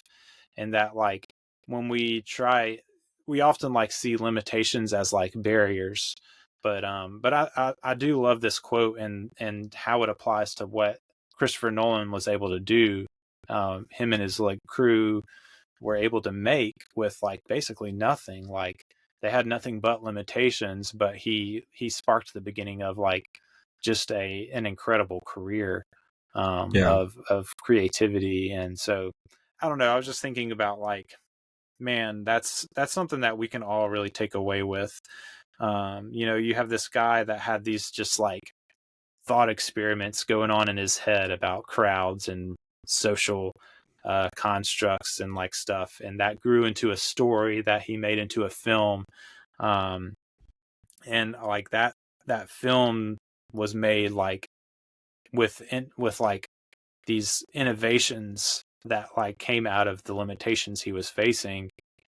And man, it grew a whole career. It like blossomed an incredible career with someone that I feel like is at this point is like as much of a Hollywood household name as you can get these days. Like, oh yeah. Well, this is his only film to not be in the IMDb top 250. Yeah. Like this is his only one that is considered a miss. Like he's yeah. And so I don't know, I'm just thinking about like just, you know, something we can take away, like don't let limitations in your life, to whatever limitations you might be facing, like don't see it as an obstacle, but see it as something that gives you space to like innovate and be creative and like find new ways to do things. Yeah. And so yeah, I just thought that was a fun, cool takeaway. Yeah, that's a great note. Yeah, what so let's do our arbitrary ratings. Yeah, completely. I give this a solid 3.5 stars. Because I think it's a fun movie, and yeah. And I'm sitting right below you. I think I'm at a 3. At a 3. I think a 3 is good. Yeah. A good score. I'm probably giving it it's kind of inevitable when you do so much study on something that you appreciate it more. But I think probably like a 3 is probably a good score for it. I'm giving it the extra half star just because of all the, I mean, just like making something like this with no budget is just like super impressive to me. Oh yeah, absolutely. And so that's probably where my extra half star comes from. But yeah, the acting is like really bad in this. There's definitely some big flaws. It's a movie with no cinematographer, no editor, no sound editor, with one actor that continued to do any kind of work there. Yeah. So like objectively, outside of like the behind the scenes things, it's really not that. It's a good film, but it's not that great of a film. But with the hindsight of this was the budget, this was the films that came after. As soon as this guy was given a budget, it's definitely not anything that I think that you should keep below a 2.5 star. If you start dropping below that halfway point, then you're doing something wrong there. Yeah, and I think pretty much consensus is just that this is like either Nolan's worst film or at least like the lowest tier of his films, and not because he missed any notes or anything, but just because he didn't have the means to do it yet. Right? Yeah, and he was figuring it out too. This was like, Nolan didn't go to film school. This was his film. Like making this film was his film school. Yeah. He was learning how to do it as he went. So yeah, really impressive. I would say definitely for sure low tier. I don't know. I'll have to see where I land after we make it through the filmography, as far as like, is it at the very bottom, or is that like something like Tenet or Insomnia or Dark Knight Rises, like, but it's definitely, I know for a fact it'll end up like in the lowest tier of Nolan films for sure. But yeah.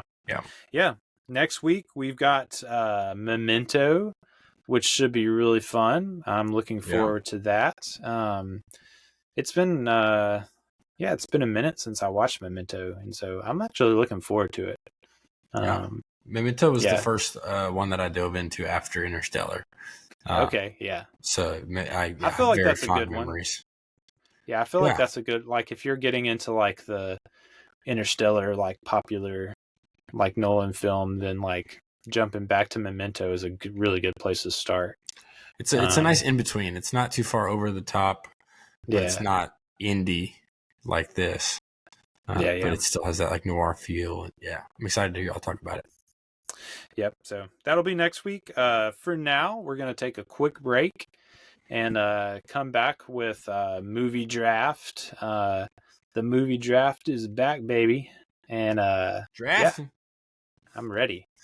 We might not riff on some movie news. We might not. We'll see. You'll have to come back after the break and find out. So we will see you in just a minute. Hey everyone, thank you for joining us on the Establishing Shot today. We hope you're enjoying the episode so far, and we hope you'll stick around for the segments we have coming up after this quick break. But during this break, I wanted to tell you how you can get more involved with the Establishing Shot podcast. There are several ways you can do this. The main way you can do it is by going to establishingshotpod.com, our website where you can find all sorts of information like episodes with the show notes on there, information about our guests for each episode.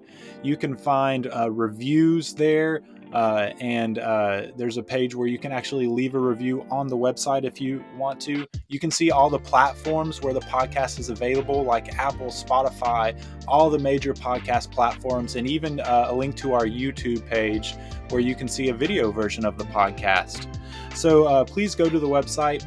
And the place I want to highlight there is our donate page, which has information about our Establishing Shot family. This is a way that you can subscribe to the podcast to support all the efforts and the stuff that goes into making this podcast good and making it better than it even is now. We have different tiers that you can subscribe to, starting at $5. And what this will do is you'll be able to support the podcast, help me make it better, and also at the same time, you'll get early and ad-free episodes. You'll get access to our Discord server where you can join in and just kind of talking about movies with a community that loves film. And so we would love to have you in there. And then the higher up in the tiers you go, the more you get. Even things like chats and video chats that we'll do every once in a while where we get to talk about in more detail stuff that we're talking about on the podcast. So I hope you'll subscribe to that. Choose a tier that fits your budget, and I would love for you to support the podcast in that way. And the last thing I wanted to talk about is where you can find us on social media. You can find me personally on Twitter at @TheEliPrice, and you can also follow me on Letterboxd. Letterboxd is kind of like a social media for movie reviews, so you can read my reviews there, and you can find me there at just Eli Price, no spaces or anything. So I'm on Twitter and Letterboxd. You can find the podcast on all the social platforms as well, such as Twitter at eShotPod, and then on Facebook and Instagram and TikTok at Establishing Shot Pod. So make sure to follow us so you don't miss anything. If you have any questions or comments about the episode or about the podcast, you can always email us at establishingshotpod@gmail.com. And the very last thing I want to do before you get back into the episode today is just ask you to please go to Spotify and Apple and leave some ratings and reviews. That really helps the visibility of the podcast and gets it in more people's podcast feeds. And so we hope you will do that for us, and we would greatly appreciate it. So I hope you enjoy the rest of the episode, and I will see you next time on the Establishing Shot podcast. Hey everyone, welcome back to the Establishing Shot. We had a great time talking about Christopher Nolan's debut feature film, Following. It was a good discussion. I enjoyed it. I had mentioned something about it earlier, and my wife was like, "Oh, it's just Following. It's not The Following." I was like, "No, it's just Follow." I probably said The Following a handful of times, and I'm going to get roasted by everyone for saying The Following. I don't think you did. Because I probably would have made a joke about it if you did. Probably would have. Because when I pulled it up too, I saw The Following, a TV show with the TV Ethan show. Hawke. Yeah, that's pretty solid, but not the same thing at all. Okay, yeah, it's about a cult and stuff. That show, but it's about a crazy cult. It's fun. Yeah, that's right. I forgot that was a thing until just now. I knew there was a show called The Following. I just forgot that that's what it was about. Yeah, murders all turning into crazy stuff. Yeah. Typically we do, some movie news and a movie news segment, but man, I have nothing to talk about as far as movie news goes. We're in like a total lull. We were texting before earlier today and just like, man, do you have anything you want to talk about for movie news? And there's nothing. I don't know. Man. It's just a dull time right now, and the writer's strike has kind of put a damp on the actor's strike. Has kind of put a damp on just everything. Movies right now. It's hard to really talk about anything. It's hard to even get excited about anything. Yeah, I mean, like I'm reading Killers of the Flower Moon right now, and getting hyped up for something like that. But there's not. How far into it are you? I think I got a Kindle last week, so it says that I'm 21% of the way through. Nice. So I'm learning all about the Osages and their unfortunate endings. Yeah, that's cool. I probably will not get to read the book before I see the movie, but if it spurs your interest, I'll definitely be hitting you up to find out more. It's really fun. It's a very well done book. Cool. Yeah, that's good. That's what I've heard. I've heard that the book is very good. But yeah, old Marty, I cannot resist seeing the new Marty movie. So yeah. I think this will be the first Martin Scorsese film that I see in theaters. Like I just don't recall ever seeing anything. I'm trying to think if I have or not. Because the most recent was The Irishman, and that went straight to Netflix. I don't think it showed in theaters here. Yet. Dude, don't tell them where we're from. They're gonna stalk us. Yeah. Go ahead. It would be the most boring stalking job you ever have. Be. But yeah, I don't know that I have seen any Scorsese movies in theater now that I think about it. Yeah, I can't think of anything. Let's see. Let's pull it up. Have I seen any of these in theater? I haven't. Is the most recent one sad?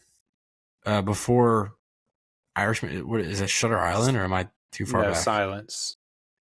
Yeah, and I don't think I would have wanted to go see that traumatizing movie in theaters. It's an incredible film, but it's an incredible movie, but yeah, for sure. Very. I'm like, come on, Callie, bring your friends. Let's go to a movie night. They all walk out traumatized. I saw Shutter Island not far removed from its release, but I didn't see it in theaters. Yeah. That would have been fun. Yeah. Experience that with everybody. I did watch The Color of Money the other day.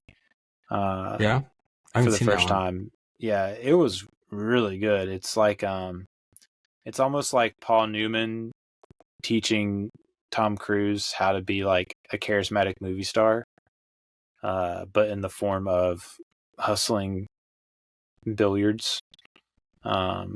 Great. I love movies that are in like super specific spots of like Moneyball, super specific, anything like that. It just fires The Color of Money, there's a lot of balls banging around on the table, so all through the movie. It's I love that stuff. A lot of it's funny. It's almost like Scorsese's just like, let me see how many fun ways I can follow a billiard ball across a pool table. Like beautiful. Go. You should check it out. It's on. It's on Paramount Plus. I just might. Okay, great. So I think my mom has Paramount Plus. I'll hack into her account. Yeah. You go. Stop sharing passcodes. I don't share passcodes. Are you standing with SAG-AFTRA if you share passcodes, because technically you're taking money away from. So here's what I've heard. But then they don't have enough money to pay them. So standing with SAG-AFTRA is like only for people that are actually in SAG. Yeah. They're like, if you're not in SAG, then like keep doing what you do. I support you, don't get me wrong. Keep watching movies and reviewing them and all that. They're like, yeah, keep doing it. Yeah. That sounds good. I'll keep doing it. Yeah, that's what I've heard. That's what I read somewhere. And I don't know how reliable that source was, but it made sense to me because they're like, we can't do press for it, but the movies are for you. We want you to still enjoy them. Okay. Sort of thing. So I'm on board. Great. Yeah. I'll keep watching movies. It's not like at this point, movies that are already made, it's not like they can remake money off of it. They already got paid what they're going to get paid for that movie. I don't think at any point they've called for like a boycott or anything. They're just not happy, which is reasonable. Yeah, they're just, I mean, I feel like there's for sure legitimacy to all of it as far as like what I've seen, like the sorts of like contracts that these people are having to sign and whatnot. It's like, it's ridiculous. Like, yeah, no, it is. Absolutely. Like residuals that are like, I mean, like someone's there's a movie that's making like, I don't know, like hundreds of millions of dollars, and you're getting like a residual of like $50, a check in the mail for like $50. It's like, what? Yeah. But anyways, that was our very random movie news. Movie news. Yeah, there wasn't much news, more just, I guess it was like news about like what we like about what Scorsese movies we haven't seen in theaters, and news about like what Scorsese movie I watched most recently. So there's that. And there's your news. What the news about what book you have read that Scorsese is adapting. Or you're reading currently, anyways. All of the news that we shared, you could get from a very quick Google search and a visit to Eli's Letterboxd page and my Goodreads account. Yes. That would tell you everything you need to know. So just go do that. And then linked in the show description. Haydn's Goodreads account. Not really. I'm not going to link your Goodreads. No, please don't. But yeah, that's movie news, or the lack thereof. And now we're gonna move on to our movie draft, because that's what the people want. People want the movie draft. They want the draft. I can't scream because I have like a baby asleep, a room over. So I'm home alone, and there's a young couple next door. They're definitely still awake as we're recording this at 10:15 at night. So it's fine. Yeah, it's fine. No big deal. Movie draft. It's draft time. Time. So here's what we're doing. If this is your first time listening to a movie draft, here's how it works. We pick a category of some sort of movies to draft from, and we take turns picking films from that category to be on our film team, if you will. And the goal is to build the best team so that when I put the poll on social media, that I win because I drafted the best team. We'll see. Naturally. But this is okay, so this is our third draft together. So I think it's back to you picking first. You picked first the first time. I picked first the second time. Now it's back to you. You get the first pick. Now I'm nervous. I do have a new sound whenever you're ready to make your pick. Just let me know. All right. I'm going to use the same strategy that I always use in this draft. All right, here we go. Which is no strategy.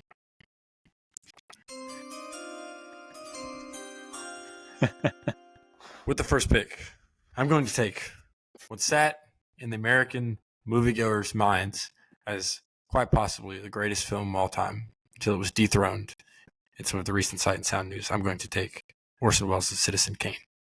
Yes. I mentioned it earlier. I was wondering if that was on your radar, but yeah, Citizen Kane, great first pick. I did not know that was a debut, which is just mind-boggling. It's incredible. But yeah, that's it is ridiculous. mind-boggling that he's just like right out of the gate, home run, best film ever made. Yeah, like, I don't understand how I don't either. But yeah, well, you can watch Mank and find out. Oh yeah, I can watch. Was that Fincher? Was that yeah, right? Yeah, David Fincher. It was okay. One of Fincher's lower tiers, but yeah, there's the story. It was fine, It wasn't. Yeah.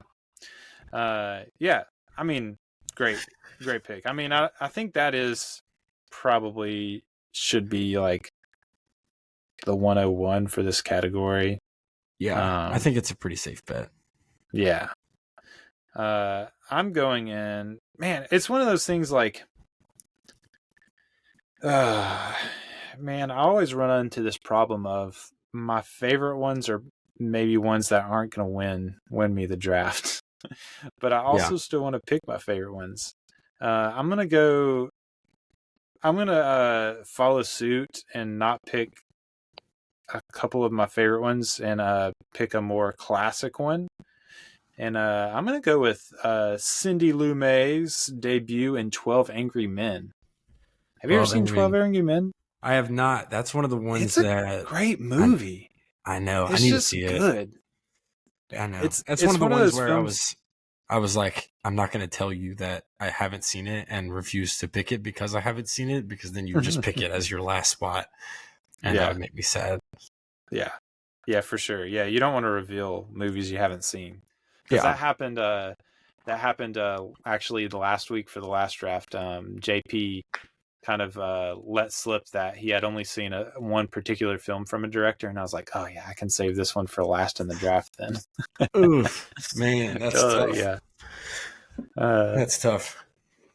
Yeah, you never know what I'll be thinking when we're talking through movies in the first segment, so watch out. Yeah, I forgot to hit the sound for myself. I'm gonna hit it post. I'm gonna say it again. Great. With the second pick, I'm choosing 12 Angry Men. Okay, that was pretty fun. All 12 of them? Yeah, all 12 of the men, particularly Henry Fonda. Great. I am Fonda, Henry Fonda. Ooh. Yeah. That's spicy. Yeah. All right, you ready? Sound me. You ready? Yes. With the third pick, I'm going to select a film that heavily inspired the film that we discussed today. Ooh. With Quentin Tarantino's debut masterpiece, Reservoir Dogs. Reservoir Dogs. Man, that's a good Dogs pick. Of the Reservoir. Man, you're off to a strong start. You've got me kind of shaking in my boots, to be honest. I'm feeling good, but there's still like 2 or 3 more that I saw on my lists that I was looking through that I had not seen that make me really nervous. Oh man. Yeah, man. Reservoir Dogs is a good pick. It's actually, I'm not like super high on Reservoir Dogs. I think it's good. But it's probably my least favorite Tarantino. Which I know other people like. It's like they love it, but it's kind of like a low tier Wes Anderson. Still a 4-star, even though it's not personal favorite. The reason I love Reservoir Dogs is because if there's any nerds listening to this podcast, I have a deep appreciation and love for the classic Japanese manga and anime One Piece. Mm-hmm. And Sanji is one of the characters that just kicks people the whole time, and he's based on Steve Buscemi's character, Mr. Pink, I believe is which one Steve Buscemi was from Reservoir Dogs. So the kicking is One Piece. I don't know that he actually kicks anybody, but he's like, wears a suit, smokes a cigarette the whole time. So it's kind who is it? Is it Song Ho and Memories of Murder, Bong Joon-ho's movie? That's just like drop kicking people the whole movie. Golly, the whole movie, dude. They drop kick so many people in that film.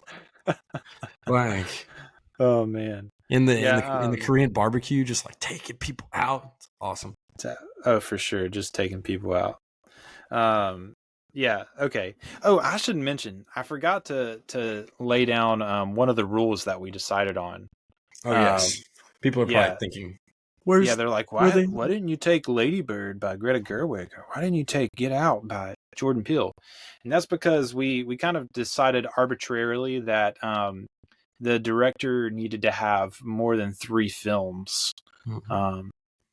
I don't know why. I guess like my reasoning behind that was just like, you need to be able to, because like the whole point of this is like, well, we're talking about Christopher Nolan's first film and how like it's influenced, you know, his career, like, and shown.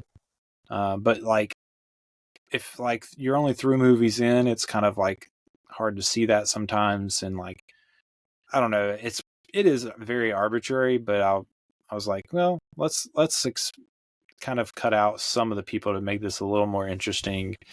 So yeah, there's some that, like, there's some on my list that are like, that I absolutely love, like After Sun from last year by Charlotte Wells. I absolutely loved, but that's her only movie, so yeah, it's not on the board. Another couple of notable ones: Hereditary, Ari Aster was removed. And The Witch. Robert Eggers, that one hurt.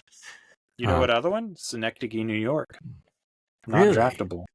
Did Kaufman has only directed? Yep, 3.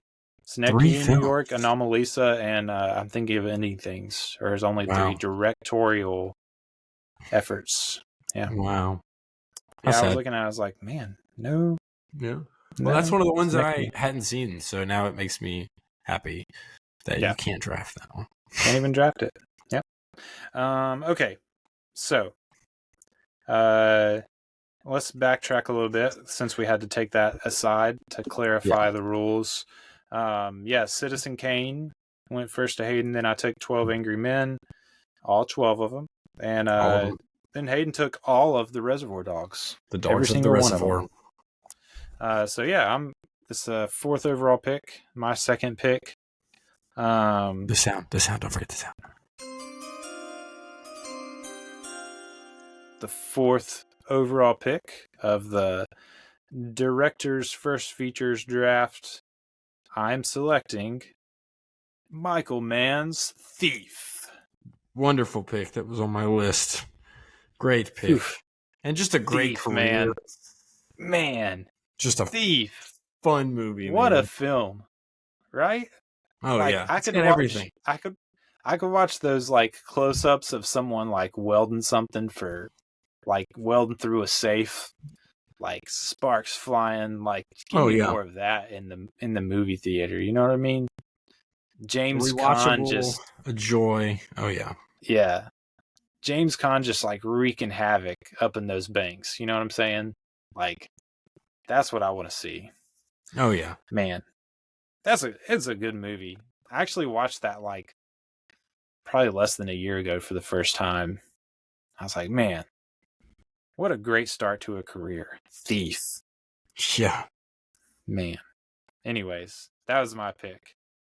I have other ones that I like more, but yeah, I felt like that was a good get me back in the competition kind of pick.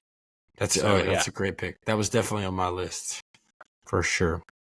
All right, you ready? I think so. With the 5th pick, I'm going to take a Frenchman's English film. I'm going to take Frank Darabont's The Shawshank Redemption. Ooh. I was not aware that it was a debut, but it was filled with joy either. Whenever I saw it. Oh, that wasn't even on my list because I didn't even realize that was an option. And then I was trying to count his films to make sure, because I frankly I'm not familiar with Frank Darabont. Yeah. But yes. Frank Darabont. Yep. Yes. I mean, The Green Mile is obviously like one. I've heard of The Mist. I'm pretty sure. I've seen it. It's really fun and it's really messed up. Gotcha. But I have not heard of Mob City. Shawshank. That was a TV That's a show. good pick. I've not heard of Man, how is this not on my list? Totally missed it. Ugh. Just totally missed it. My research failed me. Man. Yeah. Gosh, I'm falling behind on this one. I'm not going to even be able to pick like my personal favorites. How many are we going? Are we going? Let's just see how it goes, because I know your list is very limited. Well, so we'll pick at least 5 each, I think. Okay, great. Let's see if we can get to 7. Okay, great. I like the 7 number. I think that's a good. As well. I just like it. Okay, man, how do I stay in this? I feel like I'm falling behind. I might just end up having to like pick my favorites and just like let it be what it is at this point. Just have fun with it. Yeah. I'm going to go ahead and go with... You know what? I'm going to go with one of my favorite ones just to be safe, just in case you have this on the back burner. I'm going with Brad Bird's The Iron Giant. Great pick. I love The Iron Giant. It's such a wonderful film. It's such a good movie, man, and it gets me every time. Like, dude, that man, robot himself, just like the Iron Giant, dude, sacrificing himself, like, oh man. Oh yeah. So it's powerful. Brad Bird, and he's had a good career, man. Ratatouille, both Incredibles movies. Wow. And then even Ghost Protocol. Did you know he directed Ghost Protocol? I did not know he directed Ghost Protocol. That's exciting. Mission Impossible, Ghost Protocol, Brad Bird. And Tomorrowland, but I never saw it, but really bad reviews. I heard it wasn't the best. Yeah. Yeah. But yeah, the Iron Giant. I feel like if anything could get me back in the race, it's maybe the Iron Giant. Yeah. But yeah, you'll strike some dads that have shown that movie and have fond memories with their kids. And All right. Yeah. All right. Your pick is up. With the 7th pick of the directorial debut film draft, I'm going to take Spike Jonze's first feature film in Being John Malkovich. Great pick. Absolutely definitely high up on my list for sure. Yeah. It's just a ton of fun. It's super unique. The film style is just so interesting. Spike Jonze has had such a unique career. Yeah. He's just made some really fun stuff. He's got a comfy spot in my heart. And Being John Malkovich, I actually hadn't seen it, and it was recommended so highly by a friend that I purchased a Criterion copy before even seeing the film. And then firing it up, I remember watching it with my wife. And I was like, holy crap, I can't believe movies like that exist. This is so fun. And she was like, that was weird. Movie. Why was it in New Jersey? It was weird. Why were they in his head? Why were those scenes included? And I was like, don't worry about it. Malkovich scene. And if you've seen Being John Malkovich, when I say the Malkovich scene, you know exactly what I'm talking about. Yes. Like what a wild sequence that is. Yeah. Oh man. Yeah. Malkovich. And just what's her name? My brain's the tunnel is really disgusting too. It's so gross. It's almost like fleshy. Yes. And what's Cameron Diaz, man? It's just like so fun. Like, oh yeah. She's not playing on the like overly attractive character. She's like the one that is getting her man stolen, and that's just a fun dynamic there to see her in it. Big fan of Being John Malkovich. Yeah, great pick. All right.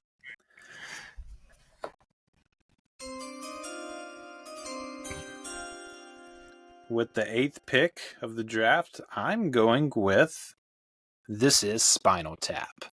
Oh, yes. Great movie. Dude, I love it. It's so funny. So fun. Yeah, This Is Spinal Tap, directed by Rob Reiner. Went on to direct things such as When Harry Met Sally, Stand By Me, The Princess Bride, A Few Good Men. Some really good movies, actually. A hilarious start to an absolutely incredible run of movies. Yeah. This is Spinal Tap is one that like has a Criterion disc, but it's not being printed anymore for some reason, which is really sad because I would love to have that. Yeah. Well, I know that's a very important movie to you. I've heard you talk about it all the time. Well, it's like, this is Spinal Tap. For those people who have not seen this movie, it is a 1984 mockumentary about this like hair metal group, and they're on tour. The name of the fictional band is This Is Spinal. The name of the fictional band is Spinal Tap. Yeah, it's a mockumentary, and like the genius of it is they create these like scene scenarios, and like probably like 80-90% of the dialogue is like improvised. Like they come up with this concept for the scene, and then like the two leads just like improvise all of these lines. And it's a mockumentary about this like band and the drama in the band. It's really actually absolutely hilarious, and it kind of like sparks the mockumentary style of like film and TV, really. Like before The Office was even like conceived of, this was Spinal Tap was out there in the world making people laugh. Yeah, that's my pick. So great. You're up again. Let me make sure that this next pick that I want is. Uh-oh. Did I hit the sound too early? Hold on, I just want to make sure that I don't break any rules. Okay. Okay. I'm not gonna break the rules. Okay. Should I hit it again?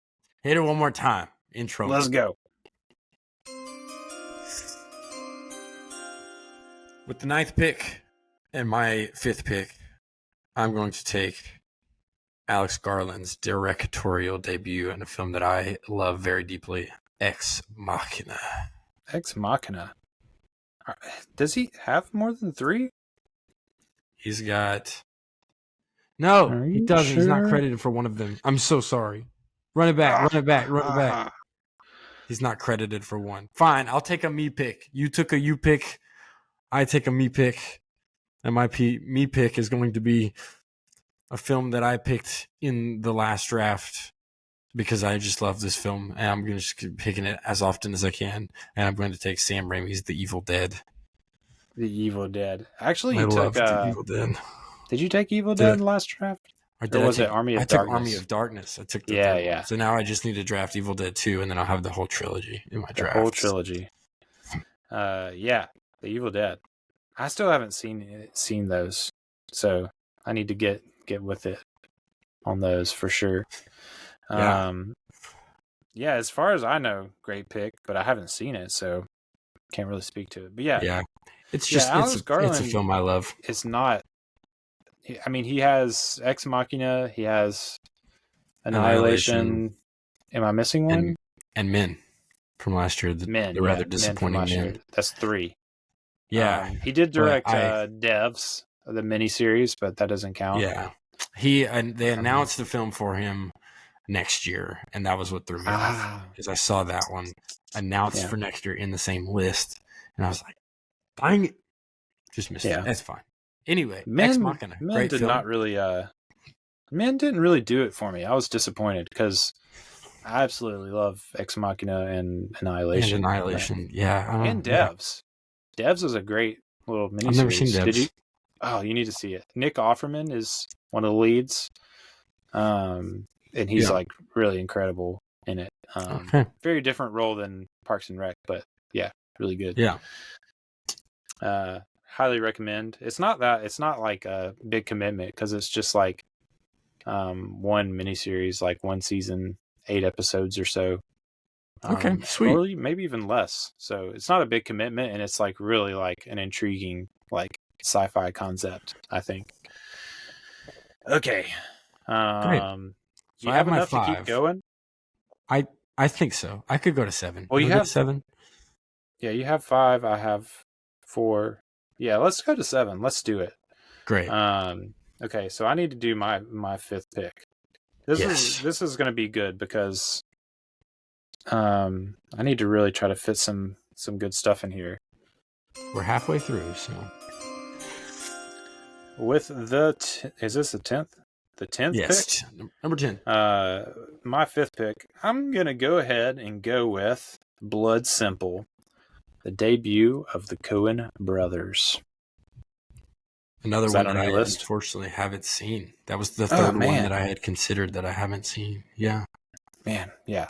Tell me about it. Is it great neo-noir? Yeah. Yeah, I mean, it's like you watch it and you're like, yeah, the Coen brothers. They're it. They're you know, let's watch more of these, you know. It's not like my favorite Coen brothers movie by any means, but it's like a really, really, really solid neo-noir film. You know, and I feel like Nolan's following is very noir, but like even though he's like playing with the narrative structure, you know, like we talked about, it still feels kind of throwback. It kind of has that like more throwback classic feel, whereas like this is very much like neo-noir. Like it's a noir, but it's like they're doing something new with it.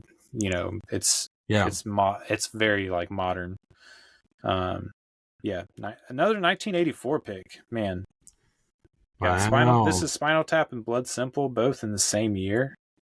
That's saying something. You know? What a year for movies! Oh yeah, it really was. 1984 really actually was a really great movie. Yeah, really incredible movie. Yeah. Yeah. All right, you ready? I think so. With the 11th pick, I'm going to take a movie that I've seen many times, a movie that I grew up watching, a movie that I love. I'm going to take Fast Times at Ridgemont High. Okay. I've actually never seen Fast Times. I love Fast Times. It just makes me happy. Who's the director? I don't actually know off the top of my head, which makes me upset. It was like a movie I watched on TV all the time. Oh, man. Don't you love it when that happens? I know, it's really sad. Yeah. Directed by, drum roll, directed by Amy Heckerling, who would go on to direct a couple of random films and then knock it out the park in 1995 with Clueless. But Fast Times at Ridgemont High, just a really fun movie. Spicoli. Yeah. For great things. Just haven't seen it. Yeah. Yeah. Okay. I am back up. Wait, where are we? We're at 6? We're at 6, yes. So this will be pick 12. I've got 2 more picks. And I'm not going to be able to get in all the really good movies. I made like a way too long list for this draft. That's why I usually go like 1 or 2 under double the picking list. That's usually my goal. So I don't get overwhelmed. Yeah. I'm like totally overwhelmed. I'm going to go ahead and take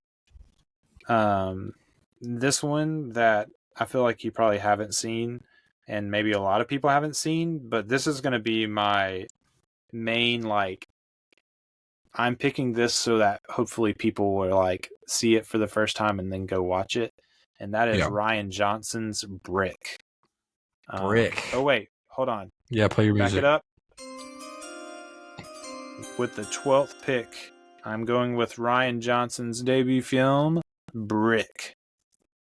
Which I'm pretty sure I just said like film instead of film. Film. That was weird. Brick film. Brick is so good. Have you seen it?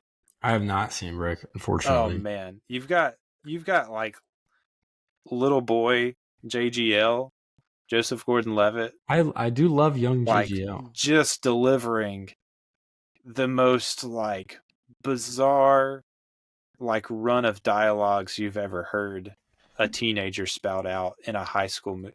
This is okay. So here's what Brick is. Take a pretty violent noir film and mix it with like a high school coming of age film. Yeah. And like meld those two together and like the strange movie that you have in your head. It's that, but done to like the greatest degree. Like it's a great movie. That's awesome. That's so fun. You need to go watch it. I will. I need to see it. Move it up the list.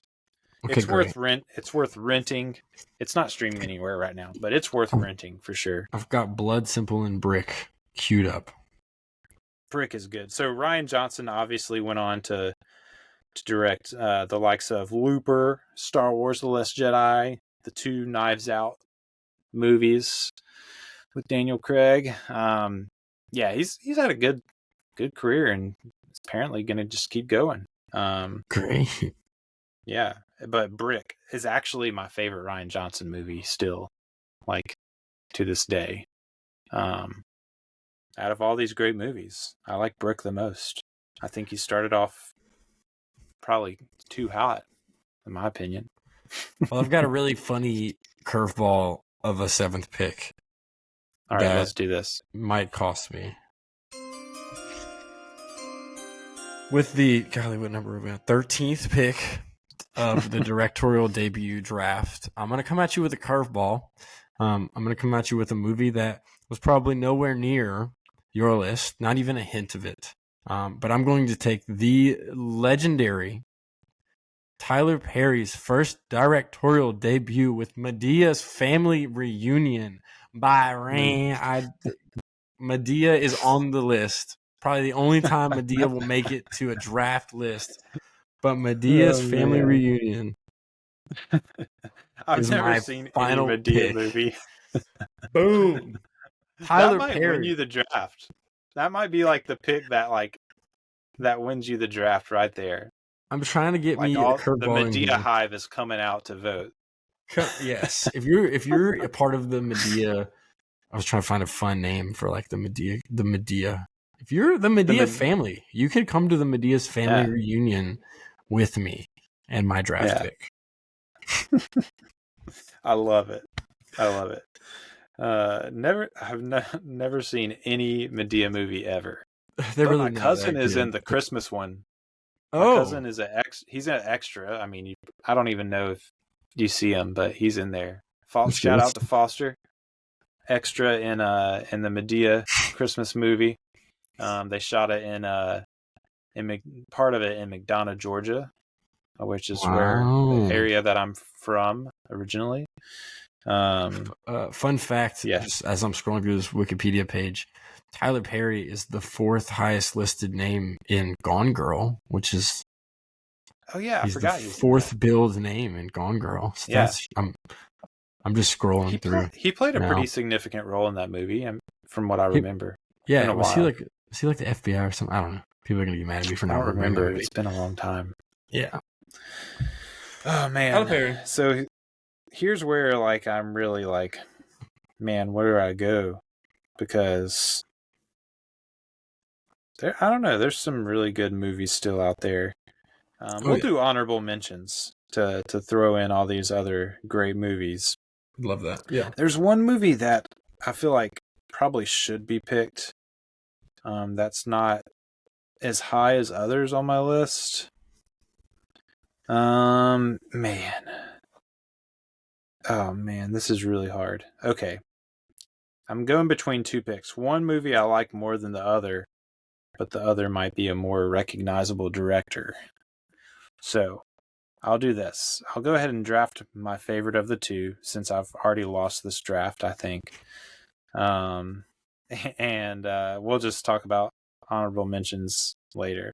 I'm going to go with Terrence Malick's Badlands. Terrence Malick is one of my favorite directors. Just makes these incredibly poetic films.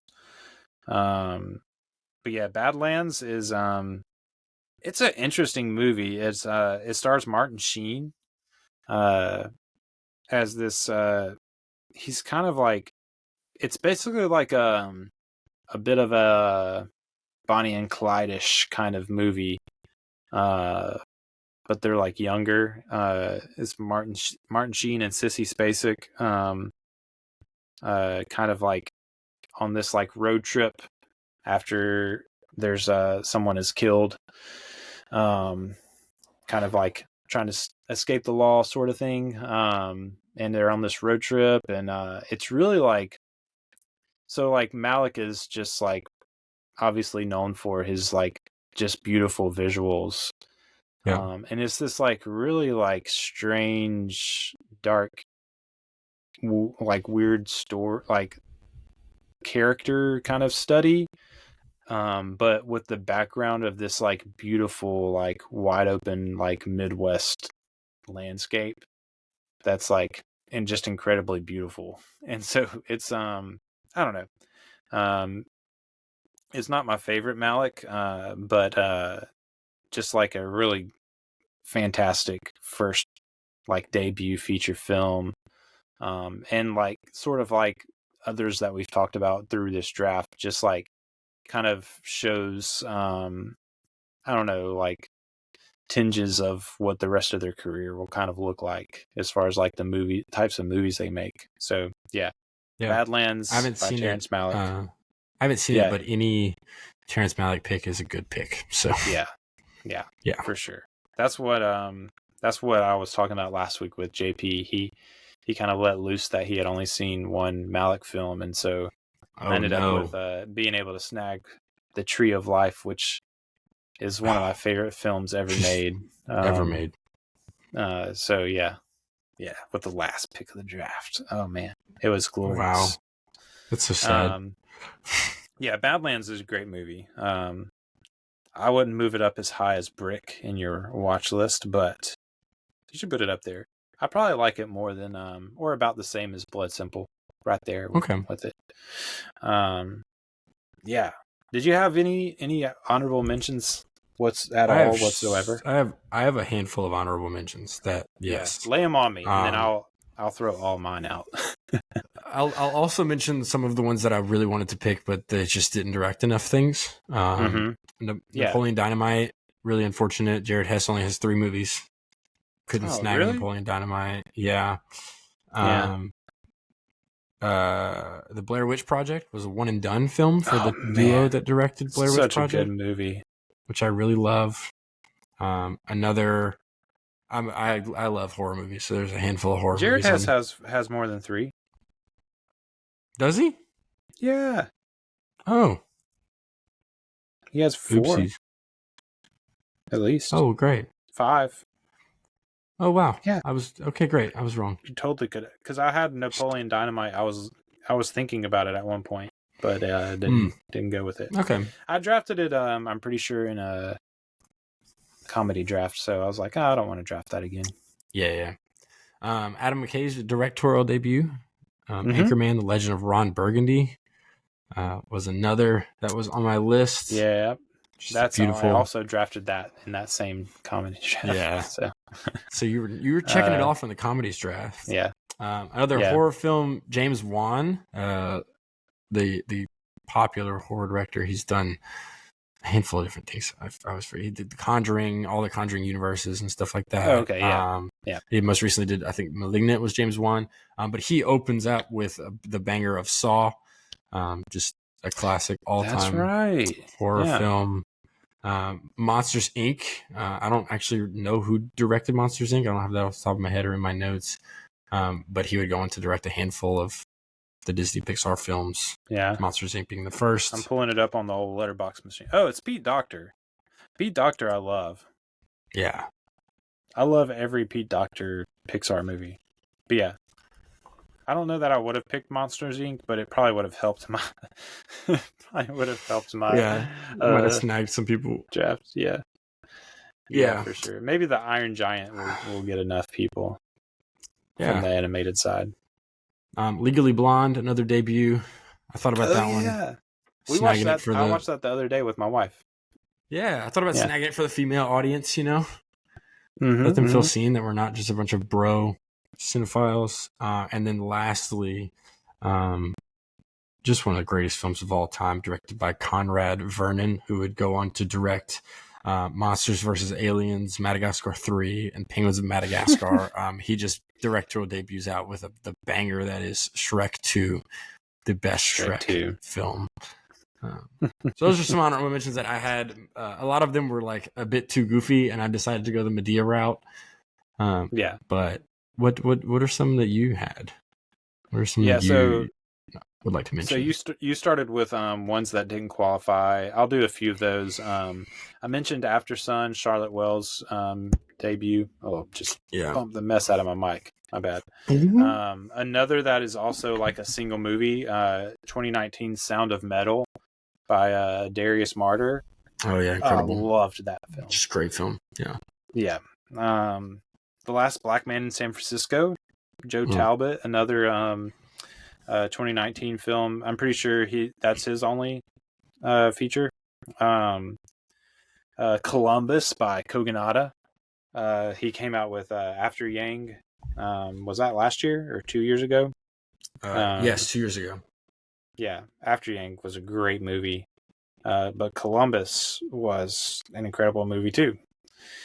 None of those qualified. Oh, Nightcrawler did not qualify. Oh yes, that was another one. He only has the 3. Dang. Yeah, great opening film. But yeah, so honorable mentions that would have qualified that I didn't. Obviously, Bottle Rocket. We just spent a whole series on Wes Anderson. Love Bottle Rocket, but I just figured, well, we just spent a whole series on him. I'll get some other stuff out there. Darren Aronofsky's Pi is. I haven't seen it. I've heard great things. So it actually I think it came out the same year as Following. And also like very much a low budget black and white film, but like super weird and strange, and to me just like a far superior movie to Following. To be honest, like it's just like it's weird. It's a weird movie, but like really interesting. Night of the Living Dead was one that I was really thinking about going with. George A. Romero, known for obviously Dawn of the Dead, Day of the Dead, all the zombies. I thought about that. Night of the Living Dead. I wasn't totally familiar with the rest of his work. I just didn't feel right. Yeah, I'm the same way. That's the only movie I've seen by him, but it's really an incredible movie. We mentioned Get Out. Sweetie, Jane Campion is a really good movie debut. Most people probably either know her from The Piano or Power of the Dog, which came out a few years ago. But Sweetie is a really good movie. Lupin the Third, The Castle of Cagliostro, which was Hayao Miyazaki's debut feature animated film, which I really like. I think it's a fun movie.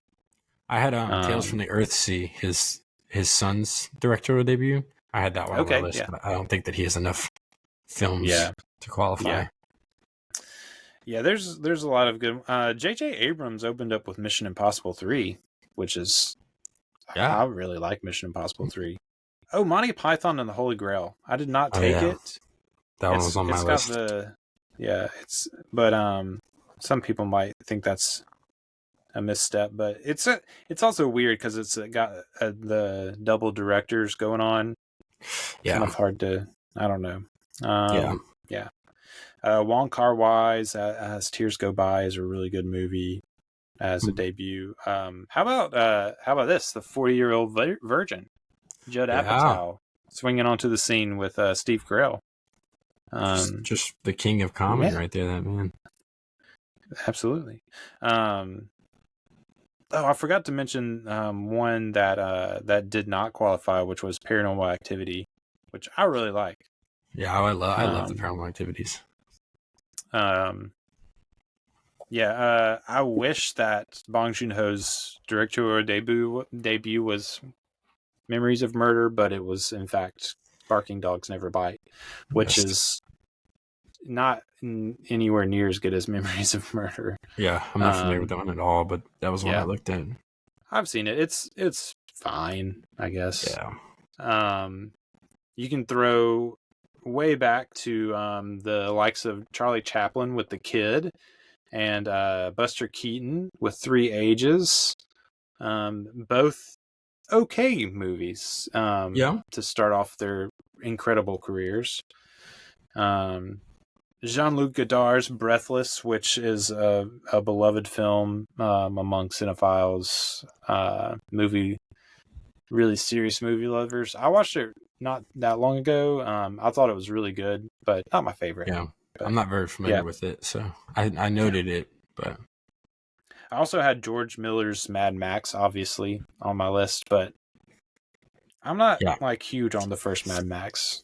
Neither am I. I had it there as well, but anyways, sorry. And then the other one, I've left this one for last. It was the other one that I was thinking of taking over Badlands, and that's, of course, David Lynch's Eraserhead. Yes, that was the one that I thought you were talking about in the beginning. You said you were going to save it till the end. Yeah, I like. I think Eraserhead's a really good movie, but it's not my favorite. It's super. Have you seen it? Special. I have not seen it, but I've heard all of the. Oh man, the warnings. It's like a movie that is. It makes you feel so uncomfortable. Like I was like squirming in my seat the whole movie. Oof. Yeah. Not a super rewatchable movie. in my opinion. No. That's directorial debuts. I think there's a lot of good, and there's obviously a lot that we didn't mention. Those are just ones that I've seen. I'm just reading through other ones that I'm seeing that there's a lot of people open out with really, really good stuff. I mean, looks like The Lion King was a directorial debut. There's some really good ones in here. 10 Things I Hate About You could have scooped up the young. That's true. Young woman category there. That's true. I do love 10 Things I Hate About You. Though. I don't think Lion King would have qualified. I wouldn't have. I just glanced at it. Yeah. Just unfortunate because obviously Lion King is great. That's a movie draft. Let's I'm gonna read them back so that we can finalize this. Haydn took Citizen Kane, Reservoir Dogs, The Shawshank Redemption, Being John Malkovich, The Evil Dead, Fast Times at Ridgemont High, and Medea's Family Reunion. Medea! Man, I really feel like I lost this draft after your third pick. Anyways, I do have a stacked top three. This top three is... man. Yeah. Anyways, I lost this one. Which is fine because I still like my list. Which my list is as follows: 12 Angry Men, Thief, The Iron Giant, This Is Spinal Tap, Blood Simple, Brick, and Badlands. Yeah. Great drafts though. That's all around. Yeah, all around. Good job, everyone. But yeah, if you have if you think we left some out that you feel like is blasphemous to not have in this draft, just reach out and let us know. There's going to be some comments about us missing Jimmy Neutron Boy Genius. Oh yeah, for sure. It was number 15. It was number 15, I promise. The Rugrats movie, which, I have an itching suspicion that that's like both a debut and the end. But who knows? I don't know. Yeah. That's our movie draft. Did you have a recommendation of the week? My recommendation of this week is to read some books. I'm reading Killers of the Flower Moon right now. I'm also reading American Prometheus at the same time, which is J. Robert Oppenheimer's biography, which is a bit more intense. Killers of the Flower Moon definitely flows a little bit better, but Pulitzer Prize means something, Just get your eyes on a page and read something that makes you think. Just go for it. Love it. It's nice to mix up your mediums, Yeah, I've had my nose in the Nolan variations, which I recommended last week as a source if you want to kind of follow along reading that as we go through this series. Really, it's really good so far. I'm in the 3rd chapter, I think, currently. I'm enjoying reading that. But yeah, that's not my recommendation. I was just adding on to yours. I think, you know what? I'm going to recommend something we talked about in our lack of movie news section. I'm going to recommend going out and watching some Color of Money, because that was just a special movie to watch. And it's funny. I was telling someone, I can't remember if I texted this to our little movie group text message that we're in. I was saying that Paul Newman makes like Tom Cruise look like a kid. Like, obviously Tom Cruise is a kid basically in this movie, but like the charisma of Paul Newman just like makes Tom Cruise look like, he's got like half as much as he actually has as far as like charisma goes. Awesome. It's like, yeah. And it's really like watching this in like hindsight of both of their careers. It's almost like watching, kind of like I mentioned earlier, like Paul Newman teach Tom Cruise how to be a movie star. Because like he is sort of like a mentor figure character wise in the movie for Tom Cruise's character, as far as like how to get that hustle going in your billiards game. But yeah, it's almost like Paul Newman's like, I've still got it. Like, he's old in this movie. How old was he when that was made? That's what I'm curious about. I'm gonna filibuster and keep talking while I try to look it up. But yeah, it's a really good Martin Scorsese movie. It's not my favorite Martin Scorsese, but yeah, really, really good. And like just a fun watch, So Paul Newman was born 1925. This movie came out 1986. So he was 61. Not that old, but getting older. And man, does he like just ooze like cool in this movie. Yeah. And he just makes Tom Cruise look like he's not cool at all, which is a feat in and of itself. I do, yeah. I do love watching really cool people be made to look not cool. Yeah. That's always really fun. But by the end of the movie, Tom Cruise is picking up on the coolness a bit, which is good. Like I said, it's like watching Paul Newman be like, "Hey, Tom, here's how you be a movie star." And then by the end of the movie, Tom is like, "Okay, I'm ready to be a movie star now." And you're like, "Thanks, Martin Scorsese, for doing that for us." Yeah. It's like the birth of the Tom. The Tom. Yeah. Okay, cool. That was our recommendations. Haydn, you want to tell the people where to follow you? Yeah, follow me on Instagram. Haydn Fabre. Just an at. It'll be in the thing. Just maybe. Yep. I don't know. Show notes. I don't know if Eli does that. It's in there. Prep or not. I do. It's in there. I don't know if you want to Look really at the episode description. Yeah. Come on. But give me a follow. Maybe I don't know. You don't have to. If you don't I'll want probably to. put your Letterboxd in there too. Yeah, follow me on Letterboxd. I watch movies sometimes, occasionally. So just whatever. Follow Haydn or DM. Tell me a movie that you saw. I don't know. You literally have free will to do whatever you want, so just do it. Yeah, this is a free country. You can follow him or you cannot follow him.